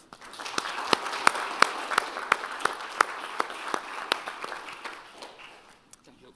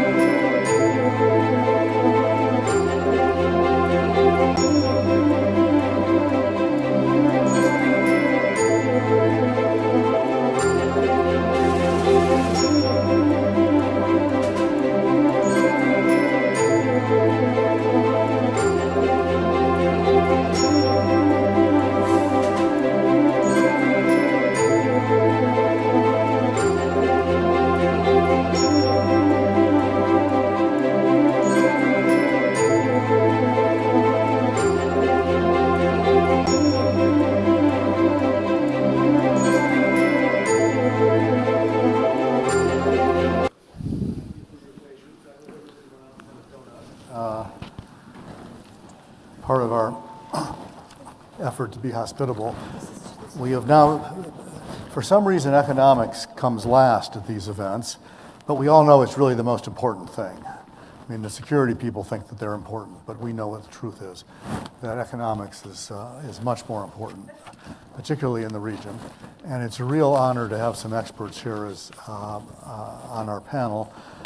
We're going to have a conversation rather than prepared remarks, but we're going to start with Monica in a couple minutes, who is going to make a couple framing comments to get us started.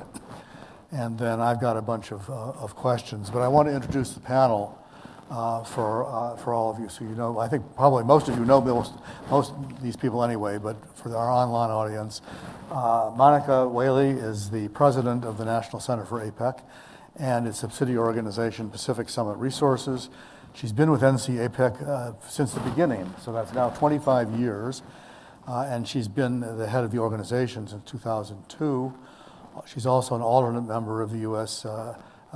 member of the APEC Business Advisory Council, ABAC, member of the U.S. Committee for the Pacific Economic Cooperation Council, a member of the Pacific Council on International Policy, and chair of the U.S. APEC Business Coalition. So her entire career really has been Asia and the Pacific. And I also want to echo what John Hamre said in the beginning, which is to express our appreciation to Monica and to NC APEC for the support of this conference. It would not have been possible without that. Ambassador Ashok Puri is the Singapore ambassador to the United States. He is now well into his 10th year as ambassador, which makes him one of the more senior people here.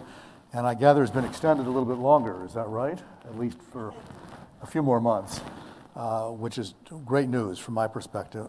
Previously, he was his country's ambassador to Indonesia, High Commissioner to Malaysia, High Commissioner to Australia. He has been in Singapore's career diplomat in the Ministry of Foreign Affairs since 1984, and I've known him for a number of years since he's been here, and when I've been in different capacities, and I think he's one of the most effective ambassadors that Asia has sent us in a long time. Matt Murray has already been introduced in a way by his boss, Assistant Secretary Kritenbrink. He is the U.S. senior official for Asia-Pacific Economic Cooperation as of last February, and in that role he coordinates U.S. participation in APEC and also oversees the Office of Economic Policy in the State Department's Bureau of East Asian and Pacific Affairs. Previously, he was senior bureau official in EB and was Deputy Assistant Secretary of State for Trade Policy and Negotiations, and has served overseas as Minister Counselor in Beijing and also in Canberra, and also other assignments in Washington. Sarah Thorne is the Senior Director for Global Government Affairs at Walmart. So we have a private sector representative on this panel. She's primarily responsible for managing global government relations related to supply chain and trade issues at Walmart, which you might imagine is a really important function for a company like Walmart. She advocates for Walmart's priorities in legislation and trade negotiations that impact the company's worldwide sourcing, e-commerce, and retail distribution rights. Sarah's also been an extremely active member of the business community in working on, lobbying on, and getting involved in trade issues, not just with respect to Asia, but particularly with respect to Asia. And I'm delighted that she was able to join us. So before we have the conversation, let me turn to Monica to make a few sort of framing comments for what we're dealing with, and then we'll talk a little bit about Asia and economics. Monica? Great, thank you, Bill. And thank you to CSIS and all the team here, which behind the scenes, who do an amazing job every year pulling this together and broadcasting it out to a much larger audience than is here in the room. We appreciate that. The National Center for APEC is a private business association that focuses all year, all the time on APEC, as Bill mentioned.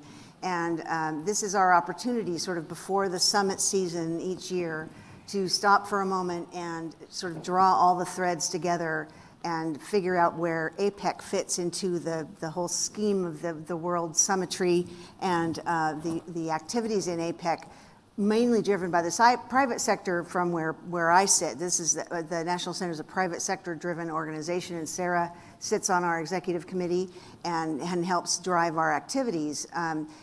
We take the view that the economic side of this is really the driver. That's going to be where, even though all of the geopolitical shapes what we're doing, and it obviously has a huge role right now, that it is the economic and the relationships and the trade that is going to keep things moving and will get us through this patch, which we hope is mercifully short. But we host this program each year and sponsor it and have the CSIS folks host it here because this is such an important moment to take stock in where we are in the region, where the United States is, where our partners are. We often we're delighted that some of the partners come to this meeting and tell us where their perspectives. I think between the ambassador and Matt, I think just about every piece of APEC is covered by their experience in the region, and so we're really looking forward to the conversation here. I don't want to, and I know some of the folks in the audience also have great experience and should dive into the conversation when it's appropriate to do so. And so we look forward to engaging with you and talking about how we position not only APEC for this year, obviously what's going to happen in Bangkok, but especially as we move forward, as the U.S. Takes the reins of the chair of APEC in 2023. Where does this put us? Where do we want to take APEC? This is a real opportunity for the United States, and I know Matt's been thinking about this long before February, but I know since February it's been a kind of all-consuming thought. So let's just dive in, Bill. I think we can go great places. Thank you. Excellent. Thank you for that. And we'll get to Matt and put him on the spot for 2023. A little bit later, but let's start with a softball, which I think everybody can address, which is simply, what do you see as the priority issues, priority trade and economic issues for the region? And so, Ambassador, why don't we start with you, and then we'll see what the others have to say. Okay, well, thank you. Thank you for inviting me back over here, and particularly at a time as we come up to these summits, but more importantly, because of the U.S. chairmanship next year. In many ways, we've been through chairs, and I don't want to diminish the importance of other chairs. It's when the U.S. comes back in the chair that they keep pushing that agenda forward. So, Matt, we put a lot of that on your shoulders, so we will look forward to that. You know, Bill, when you opened the remarks, you spoke about the economic panel coming after the security panel. My Prime Minister, Lee Hsien Loong, said a few years ago, in Asia, trade is strategy. So they are so intimately linked. If we cannot get the economic and trade right, we cannot get the politics and diplomacy and security issues right. I think that still stays relevant, despite everything else that we see, despite all the concerns that we have, that we need to get the economics right. So in the run-up to next month's meeting in Bangkok, and the Thais have done a great job, as I understand it, building up, keeping that momentum going, taking on that chairmanship role, getting us all back into face-to-face meetings. I think that it's really how do we reinforce many of the ideas that are already in place. You know, that trade, we've been doing it for generations. All the ideas are there. How do we do all these new areas of connectivity, supply chains, digital trade? How do we pull all those together into that new future? I think that's what people are looking towards. There are other elements of the economic architecture that have come into play. I know we'll get into some of them, like IPEF and the other parts of the economic architecture. Many of them complement each other. We never meant any of them to compete with each other. They're all meant to complement each other. So I think as we look ahead to next month and then into the US chairmanship, that's really the priorities we have. How do we take the ideas that are already in place and then build them up, look at some of the new ideas coming in, digital, connectivity, energy transition, sustainability. Many of these ideas are going to be part of that conversation, and that's what we're looking towards. Thank you. Sarah, and then Monica, what is the private sector looking for to come out of this year's summit and looking forward to next year? Just picking up on what the ambassador said, I think it's exactly that. One of the things that companies want more than anything right now is some stability.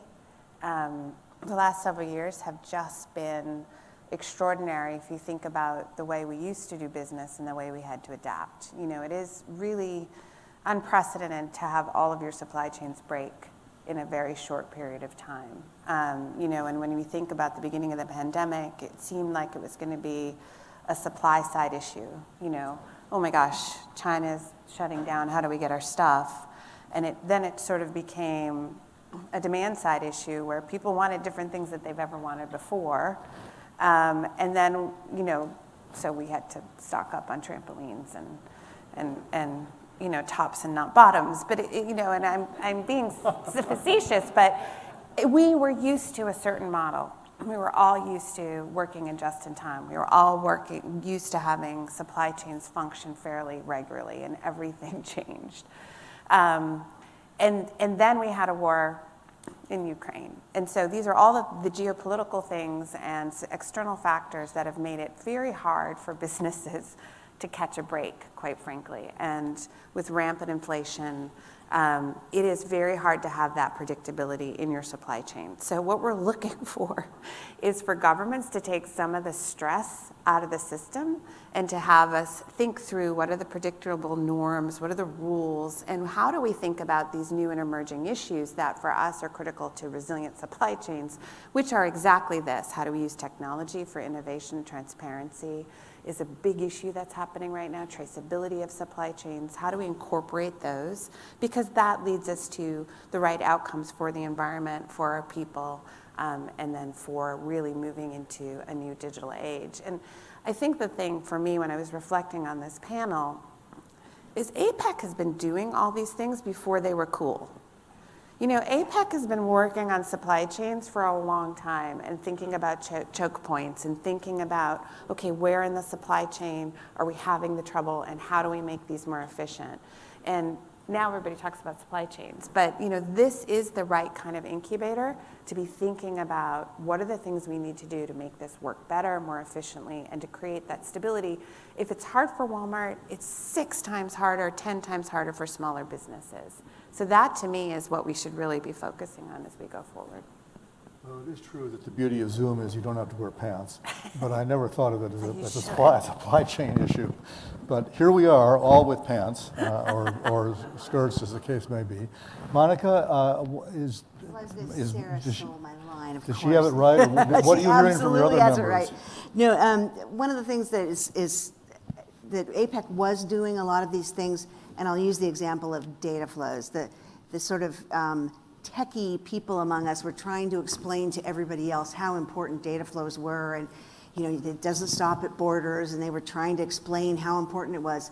When the pandemic hit, they go, oh, that's what you meant. You know, we realize that people all over in the rural areas, everywhere, need to have broadband access. They need to have this infrastructure. They need, it helps our small businesses to be able to get online or use their phone to create their business or to run their own business.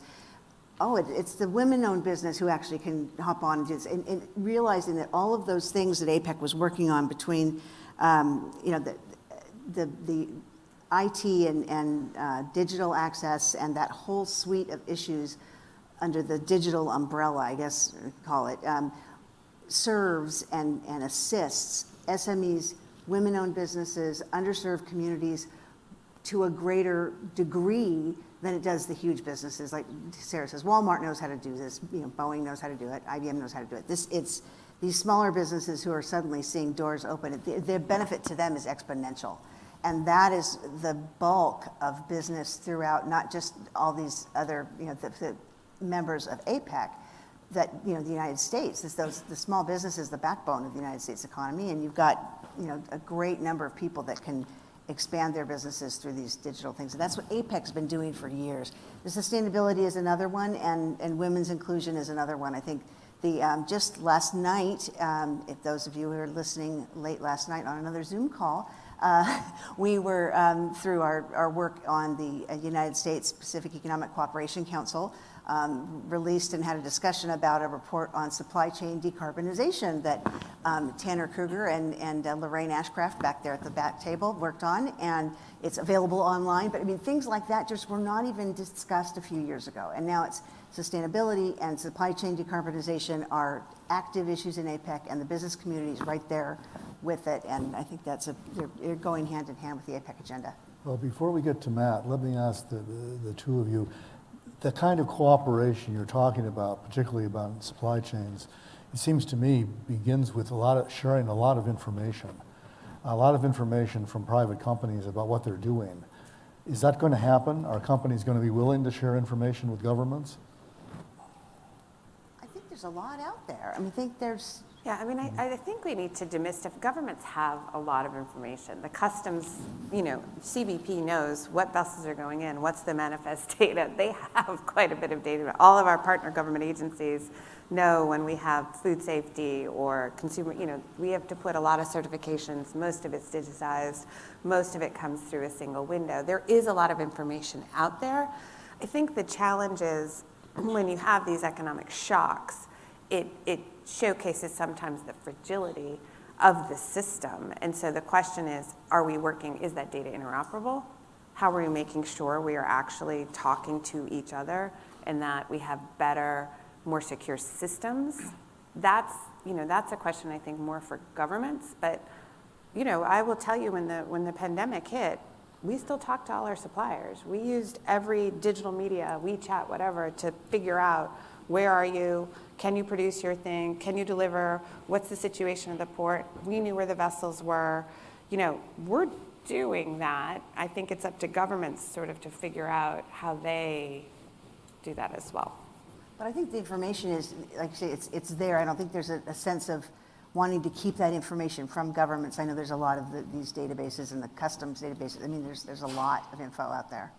If I can just jump in Yeah, here, please. because I think it's very important that first, there's commercial confidential information. Sure. Governments respect that. That's important for companies. For Walmart, maybe quite different from some other company that handles that. But the key to supply chains is, I think people have overly focused on, I need to do this here, I need to do this there. It is really trust and connectivity that comes into it.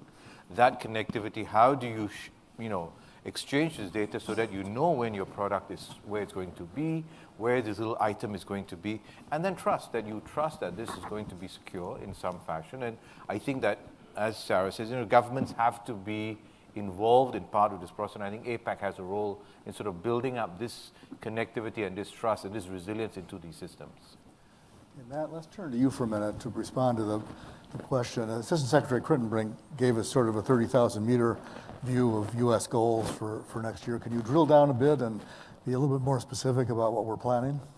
Sure. Well, I think first of all, one of the things to your previous question about the sort of how the region looks at economic and trade issues, one of the things I really love about APEC is that APEC has done a great job of sort of defining that for us over the last 3 decades. And in a lot of ways that's evolved over time. And I think when I first came into this role in February, a lot of the discussion was about under New Zealand's host year last year, launching this Aotearoa Plan of Action, which really supports the Putrajaya vision that was launched in Malaysia's year, which defines what's really important in APEC. And the Assistant Secretary talked about it earlier, these 3 drivers of trade and investment, of innovation and digitalization, and then of strong, sustained, balanced, and inclusive growth.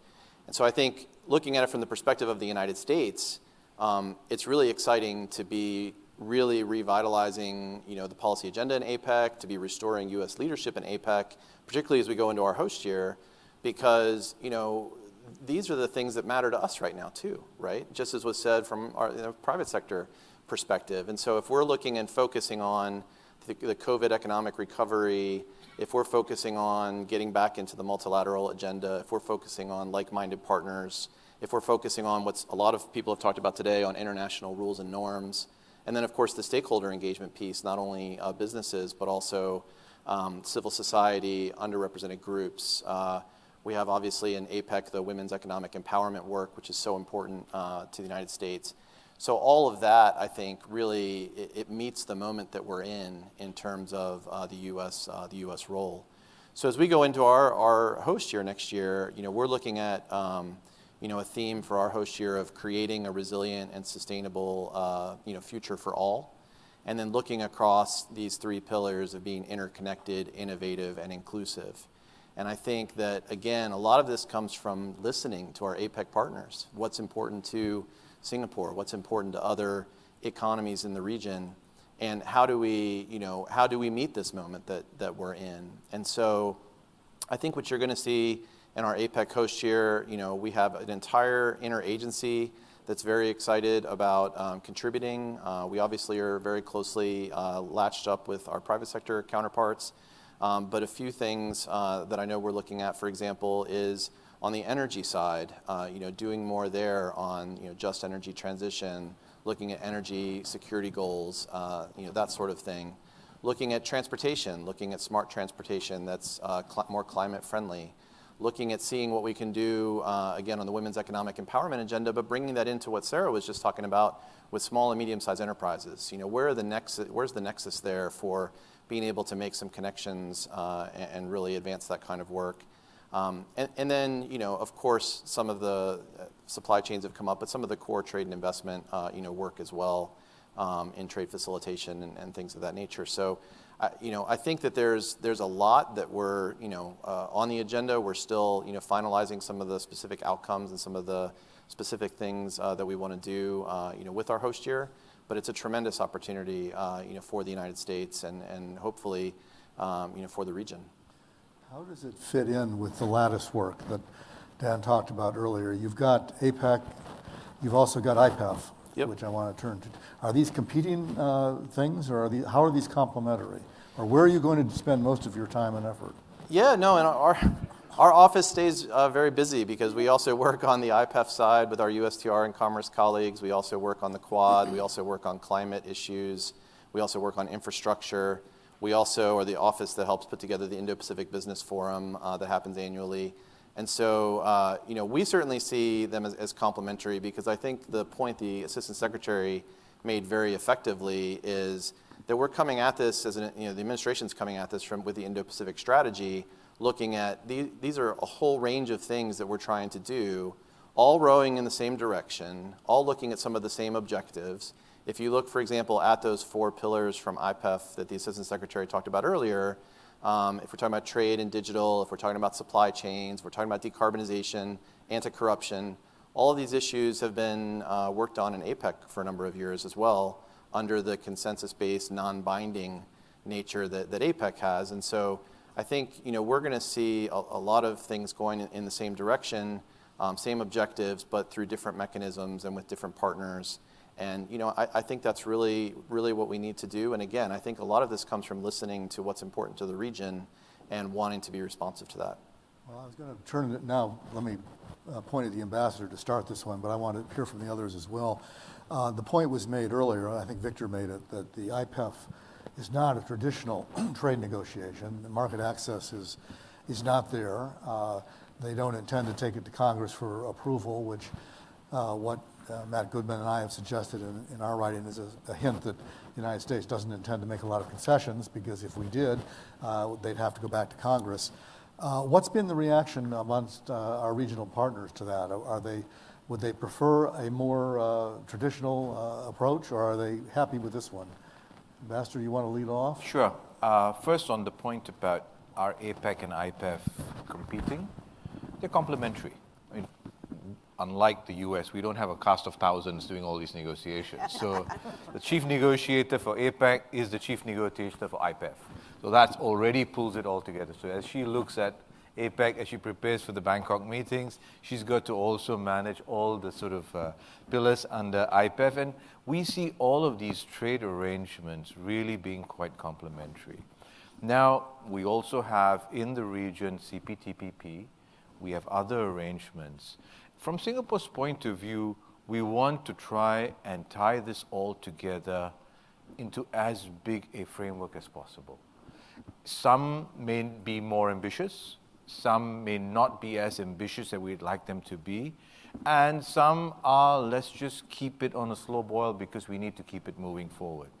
In IPEF in particular, the issue of market access has come up many times. The US political situation does not allow market access. And I think the countries understand that. They appreciate it. The countries have had their own conversations with Congress, have their own conversations with other stakeholders in the US. We understand the challenge around not being able to give market access at this time. Now, whether I should put at this time as an underline or at this time in parentheses, I don't know. It may come back, it may not come back. But there has been more demand into IPEF than there was in TPP. Maybe the TPP standards were so high that some countries said, I better sit this out. When IPEF came in, we actually have more countries, including some in the Pacific, Fiji, coming into IPEF, that says the demand is there to do something in the region and something that is led by the United States. I think that was really that demand. And having been involved in it, I've been here for 10 years and I was involved in the TPP. We have our own bilateral FTA with the US. We've done a number of these arrangements. Having had significant and long conversations with the current administration about trade and economic and investment issues, they are looking at this quite differently in reaction to global changes and domestic changes. That we no longer see the world in traditional FTA type arrangements and say, okay, let's just negotiate these things based on something we want to put in front of you. Assistant Secretary Kritenbrink earlier this morning, as I was watching online, did mention Singapore's strategic partnership dialogue yesterday at the Department of State with our permanent secretary. And he said Singapore is offering ideas into the IPEF framework as well. That's quite different from traditional FTAs where basically the US comes with a text and let's start negotiating the text. Whereas at this time, let's get the inputs in. Let's get it in from different people, different countries, each one having maybe slightly different priorities, maybe having slightly different ambitions, and we can try and frame an agreement, and an agreement that may not bring all 14 into all 4 pillars at the same time, but maybe look at bits and pieces that we can move forward and then create opportunities for others to come into play. So I think rethinking how these trade arrangements or economic frameworks will work is really quite different from traditional FTAs. So as countries start to understand it, there's been a lot of consultation since the president launched IPEF in Tokyo in May. There's been a significant amount of consultations, both as all the partner countries, but also bilaterally to try and understand where can we move this forward, how can we eventually land on something, and how can we do it quickly. I think there is a sense of urgency among the partner countries, no matter what the framework might look like, to get something going quickly and then build in future ambition as we will be there. Once we have IPEF there, you can always build in ambition later. So we're quite pleased by the progress, we're quite pleased by the US initiative, and we just want to push the process faster. Well, before I turn to our private sector people for comment, let me follow up on one thing you just said about quickly. My impression has been that we're not moving quickly on negotiations. Is there a schedule? Are things happening? What are you hearing? When is the next meeting, for example? If you ask a Singapore diplomat, nothing is fast enough for us. Those of you who have worked with us, we want to get things going quickly. So nothing is ever quick enough. Even if there was a meeting every other day, I'd say that's not quick enough. Why aren't we doing it every day? I don't know what the current schedule is. I think that we are busy coming up to the next series of summits in the region, and a schedule will be worked out. But there are obviously ongoing consultations. The world of Zoom, in fact, has made it a lot easier for people to get and do consultations online rather than necessarily meet face-to-face. The last meeting was in LA in September. That came out with a good document. And then since then, I don't think USTR or Department of Commerce and each one of our negotiating agencies have been sitting still about this. Okay, Monica and Sarah, are you hearing anything different when in your conversations with IPEF party governments? Are you hearing anything different from what the ambassador said? No, exactly. I think the ambassador has it. There's different. APEC, for example, is the one that I know best. Has this whole element of capacity building that is different, but it also is very complementary. And I think that they used that process in TPP and to some degree, I think, even in RCEP to complement what was trying to be done in a formal arrangement with some capacity building for those who were not part of it so that they could come along. And I think there's at least that goal in APEC to have that complementary capacity building piece of it, or an exposure, a socialization of some issues that are in a more formal arrangement through the APEC process that might not be somebody that joins in at the formal process right away, but they start to familiarize themselves with the issues and things like that. So these things that are out that in APEC, that APEC is bringing to the fore now that may not be part of these arrangements are sometimes the test laboratory for something more formal later that might be coming together on that. Yeah, I would say in our conversations with other IPEF members, there is a relief that the U.S. is back and that the U.S. is leading. That is palpable, and people are really excited to kind of be in the room on a constructive dialogue. I think from the private sector, we naturally gravitate towards Pillar 1 because it's familiar. It's what we know. It makes sense to our sort of lizard brains of like, oh, okay, this is the commitment, and this is how people are going to work on digital trade and some of these other commitments.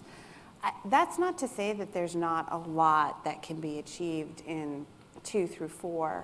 And so that's, sort of what we're thinking about is, okay, it's incumbent upon the private sector to start saying on supply chains, on some of these other issues, what would actually really be helpful?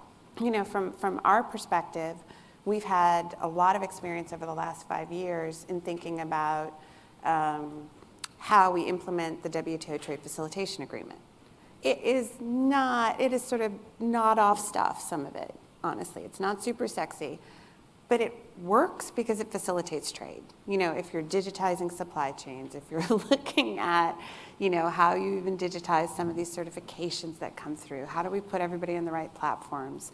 Creating those kind of important building blocks do create more resilient supply chains. And so what we're thinking about are what are the things that governments could actually commit to on accelerated timetable, what's the capacity building that we could offer, that would be valuable to the private sector. And if you have a forum to talk about it, good, let's go, let's take some wins there. There's nothing more disheartening, I would say, than negotiating a trade agreement and having it put on the shelf. That's terrible. That's just opportunity costs that you've invested and the business is planning around and it doesn't happen. So, the caution I would have is I really don't like this binary choice that like FTAs are bad and this is good, because everybody else in the world is still negotiating FTAs, so they can't be all that bad. There are benefits, and we used to understand those benefits, very closely about lifting people up from poverty, reducing, getting governments out so that we can actually facilitate trade. And that's a thing that does worry me a little bit about the rhetoric, is that we've sort of created this, the way we did it before was bad, and so we have to do this, where I think we probably should have a more nuanced discussion about there are things that we did in the past that we probably could have reacted to better. We could have trained our people better. We could have invested more in infrastructure. We could have figured out how the benefits of globalization are more widely spread. But I'm not sure the architecture itself all needs to be thrown out, because we have seen tremendous benefit from the globalization, from a rules-based trading system. Well, not entirely unrelated to that, one of the other elements of the Biden administration's trade policy, which is showing up in the region, has been its emphasis on reshoring, but also friend-shoring, or choose your adjective, ally-shoring, near-shoring, friend-shoring. I think near-shoring wouldn't be quite right for Asia, but it has to do with, I think, what we've seen here at CSIS as a multi-year process of companies revising their risk assessments of doing business in various locations and thinking about modifying supply chains in light of the revised risk assessments, and also in light of the resiliency factor, which has been brought home dramatically because of COVID, and also in some respects because of the war in Ukraine.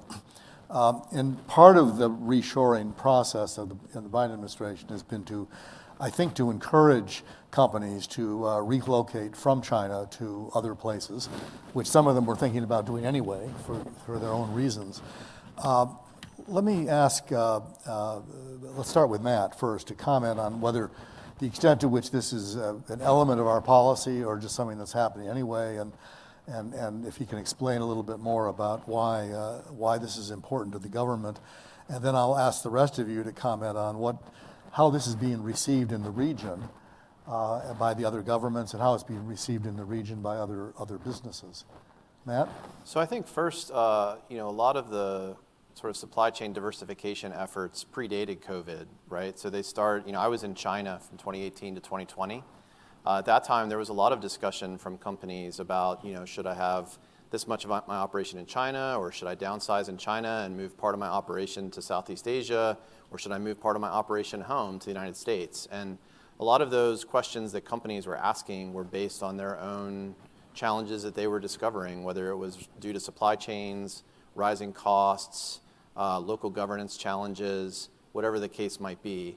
And then, of course, economies like Vietnam and Malaysia and others really wanting to stand up and say, look, there are opportunities here for multinational companies to relocate. And so I think a lot of that, was happening before COVID, but then certainly COVID has exacerbated and sort of accelerated, that process, where again, I think companies are also realizing that they can't be overly dependent on any one economy to be the source of all of their whatever it might be.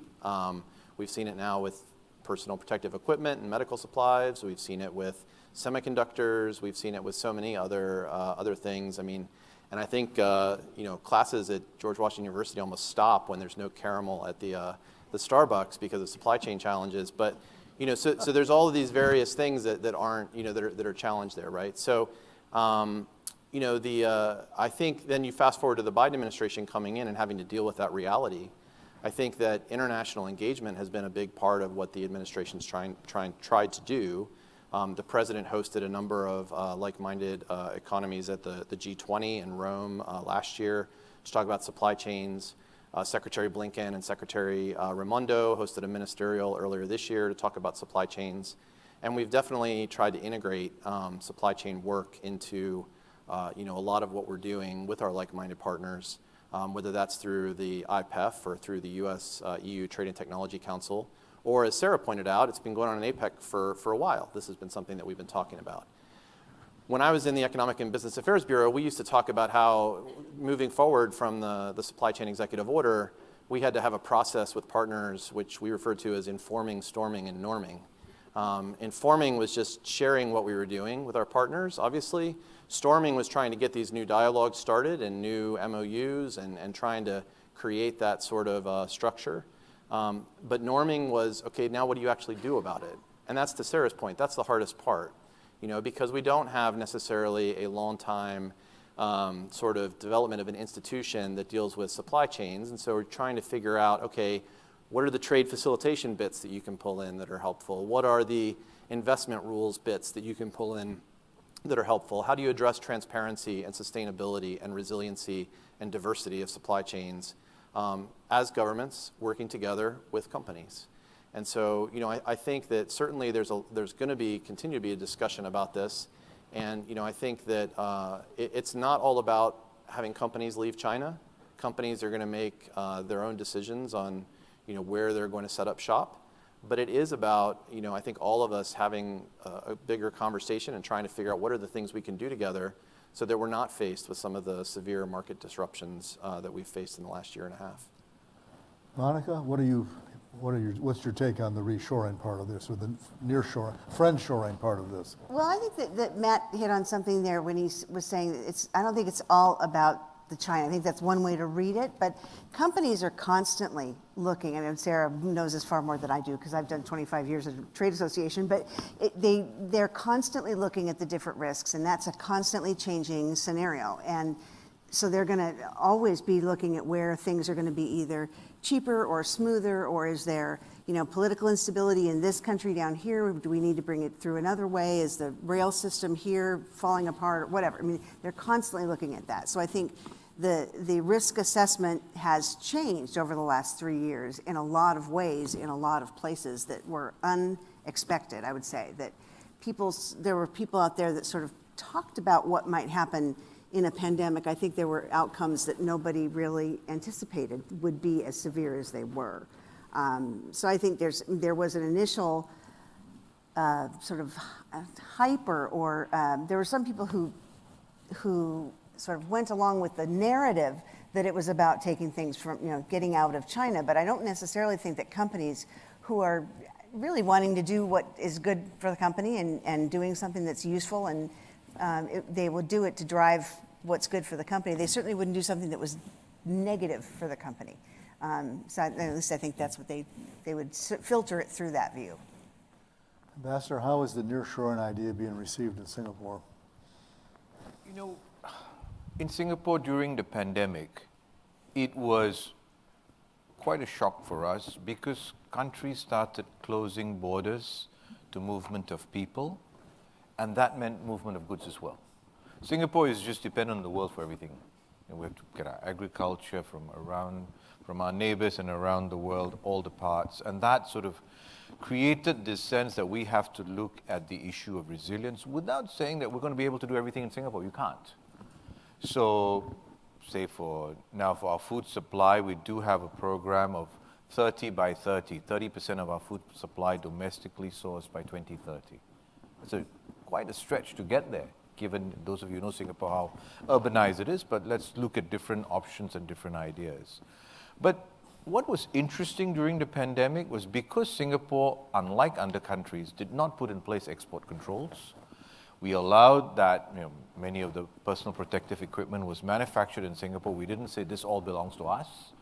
It can continue to move around the world. It's actually reinforced why you do need trusted destinations to invest in. You need places where contracts will be followed through, the rules will be followed through, and we have seen an increase in interest of people saying, we do need to find more of these destinations. I think if you look at supply chains, and we sort of take this two words and simplify it, actually you are looking at a whole value chain of activities from what are the sources of some of these minerals and other things that you may need? Where are the places you're going to manufacture efficiently and reliability? And where are you going to get to the markets? And that's not all only in a small group of countries. The markets are around the world. In the Indo-Pacific or the Asia-Pacific, you have very large markets in Southeast Asia, 600 million people. Very large market in China. Even if you move supply chains out, I don't think any US company is going to say, I'm not going to start selling consumer goods into China. And a very large market in India. How do you deal with this as you look at that whole value of supply chains and where are you going to get the products in? So I think in that, again, there's a little bit of politics, or a lot of politics in this language of reshoring and industrial policy that has emerged. But companies have been doing this for a long time.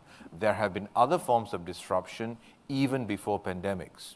The floods in Thailand, a few years ago, caused companies to relook at how are we going to make sure our supply chains are resilient for auto manufacturing. So companies actually have the better sense of this than necessary governments. Governments who put in place processes and regulations that maybe benefit one or the other. I think working with the companies, and then coming back to the earlier points when we spoke about supply chains, the trust, the connectivity that comes in, that will be able to move these products around. Because having them, again, you may have a concentration risk in the US if you just made everything in the US. Baby food. And baby formula, yeah, exactly. Sort of what happened there. And this was, an unremarkable item that people suddenly got all, suddenly there's not enough of it. Yet it's being manufactured in your neighbor, but because of regulatory frameworks, you could not bring it in. So it becomes challenging. So I think we need to understand this deeply. I would trust the companies a little bit more, even as we frame the regulations, work with them and get that conversation going. I think the pendulum had swung too far to just-in-time manufacturing toward just-in-case manufacturing. The pendulum may swing too far that way after a while, and there may be too much. And I think it will continue just to swing back and forth, but we'll end up settling in about the right place. Having all these conversations that the administration has done and others have done in supply chains, I think are helpful. We have been having what we've called whack-a-mole supply chain crises. It's like every day, every week, there's something different. We had the great guacamole crisis in February. We had actually pet food. My wife reports on what's missing when she goes to the grocery store. For those of you that are looking ahead, the next one apparently is going to be beer, which will probably be more serious than guacamole, but just keep that in mind. Before I turn to Sarah, just a note to the audience, it's time for you to have questions. So if you have online questions, you know what to do. And if you're here and you have questions, there's the mic. Sarah. Yeah, just a couple of points, which is, and I think these have been brought out, there are so many factors that go into a sourcing decision that, it's not just a geography. It is raw materials to sustainability to volumes, how much can you produce, to how you get the product from point A to point B. So you can shift all your stuff to country X, but if they don't have a deep water port and they don't have the right amount of vessels coming and going and they don't have access to containers, and if the supply chain, the logistics don't work, it doesn't matter. So, that's where we've sort of focused now is more on surety of supply. That's exactly what you were just talking about. If we can't delight our customers, if the product's not there, then that is not going to work for a retailer either online or in store. So as we look at these factors, climate is a bigger factor too, as we're thinking about, we're largely a grocer. That's where we are around the world. We make most of our revenue through food. And so looking at all those factors is what really is making us think very, very intensely across the enterprise about where are we thinking about future orders, and then how do we make sure we're mitigating risk from a 360 perspective that is about geopolitical, environmental, social, regulatory, and it's an enormous amount of work, but I think in the end it's what's going to lead to the better, more secure supply chains. And I hear a lot, nearshoring, friendshoring. The bottom line is, we need, a lot of it's just on governments to do the right thing. Like, rule of law matters almost more than anything. If we really want more resiliency, we'd probably be sourcing a lot more from the North American corridor, Western Hemisphere, but we have to have just better rule of law, because if you don't have citizen security, if you don't have contract security, if you have rampant corruption, it's just really hard to do business. So some of this is, it's not on what's the rules of the trade, it's what are we doing to make sure that governments are doing the right thing to attract the investment and to make sure that we can be there safely and securely and produce in the right way with decency for work. And so that's a lot of that is dialogue, and a lot of that is the State Department's work. It's diplomacy. It's showing, the good actors are going to get the investment. So that is really important. The second thing I'll say is, we talk about how the supply chains broke. The supply chains also saved us. We got the call from the administration to say, we're running out of gowns. We're running out of isolate gowns in a hospital. Go get them. We've never sourced isolate gowns before, but we source a lot of stuff. So we talked to our suppliers and we thought about this, and we found new suppliers that could create new products that would not just be disposable isolate gowns, but that would be surgical gowns that you could wash with chemicals added and brought them in and figured out how to work with our supply chain partners to meet the gaps. And it wasn't all made here. We were working globally sourcing these products. So I want people to remember that yes, the supply chains were stressed, but the supply chains also solved a lot, and we're actually much more agile and much more resilient than people give us credit for. Yes, we saw the immediate problem, but part of that problem was we didn't have enough stuff here in reserve. We hadn't been paying attention to the pandemic response and making sure that we'd filled our own coffers. When we saw challenges or stress on pharmaceuticals, that's the first thing we asked our pharmaceutical suppliers was, you have to hold more, because we can't be in these situations where we're 2 or 3 days out of being out of stock of OTC fever-reducing medicines. So, it's easy to blame, oh, they were too fragile, they were too brittle, we weren't, but we need to remember that they also were part of the solution, and some of it, again, is on us to make sure we're doing the right things to anticipate the next crisis. If I could just really quickly just add to that. So my experience in China, which carried back to Washington, the work that American companies did to respond to the COVID pandemic and to try to fix some of those things along the way and to solve problems every single day, it really was amazing. And so it was really reliant for us to rely on companies and rely on that input. And that's where we need to continue to go as we seek to sustain this work over time. Well, we have one online question here. This will probably be the last one because we're a little bit over time, and it's from an old friend, David Gossick. David, glad you're watching. Amid the many trade agreements and ongoing negotiations in Asia, how do you view the importance of discussing APEC's long-standing dream of creating an FTAP, free trade agreement, of the Asia Pacific? Is APEC a constructive forum for consultations on trade? And how can the APEC approach of taking voluntary steps, such as on data flows, contribute to that? Monica, you want to go first? Sure, I'll take it. The APEC Business Advisory Council talks a lot about FTAP and the process, and this year the Thais actually wanted to take a look at, after COVID, what changes do we, or how do we refresh that conversation? What impact has it had? And the ABAC put in some recommendations on new ways to look at regional integration. What are we looking at for economic integration in the region, and what forms might it take? And I think that's something that APEC is very good at. It's good at trying to imagine and be the test laboratory for what can happen. I don't know that there will ever be a single FTAAP. That's my personal opinion. I mean, I don't think I think it's a little bit of a holy grail, but it's a movement and an effort toward a vision and end. And there may be many ways to get to that end, and the members of the AP that's on there may be different than traditionally defined by APEC. But I think it is a constructive forum because there are so many pieces of the dream or the vision of a commercial, seamless region in amongst the economies of the Asia Pacific that is the vision and the dream. There's so much of that is built into what APEC is working on and trying to do. Yeah, just completely agree. I mean, Thailand's done a really nice job on three things in particular in their host year.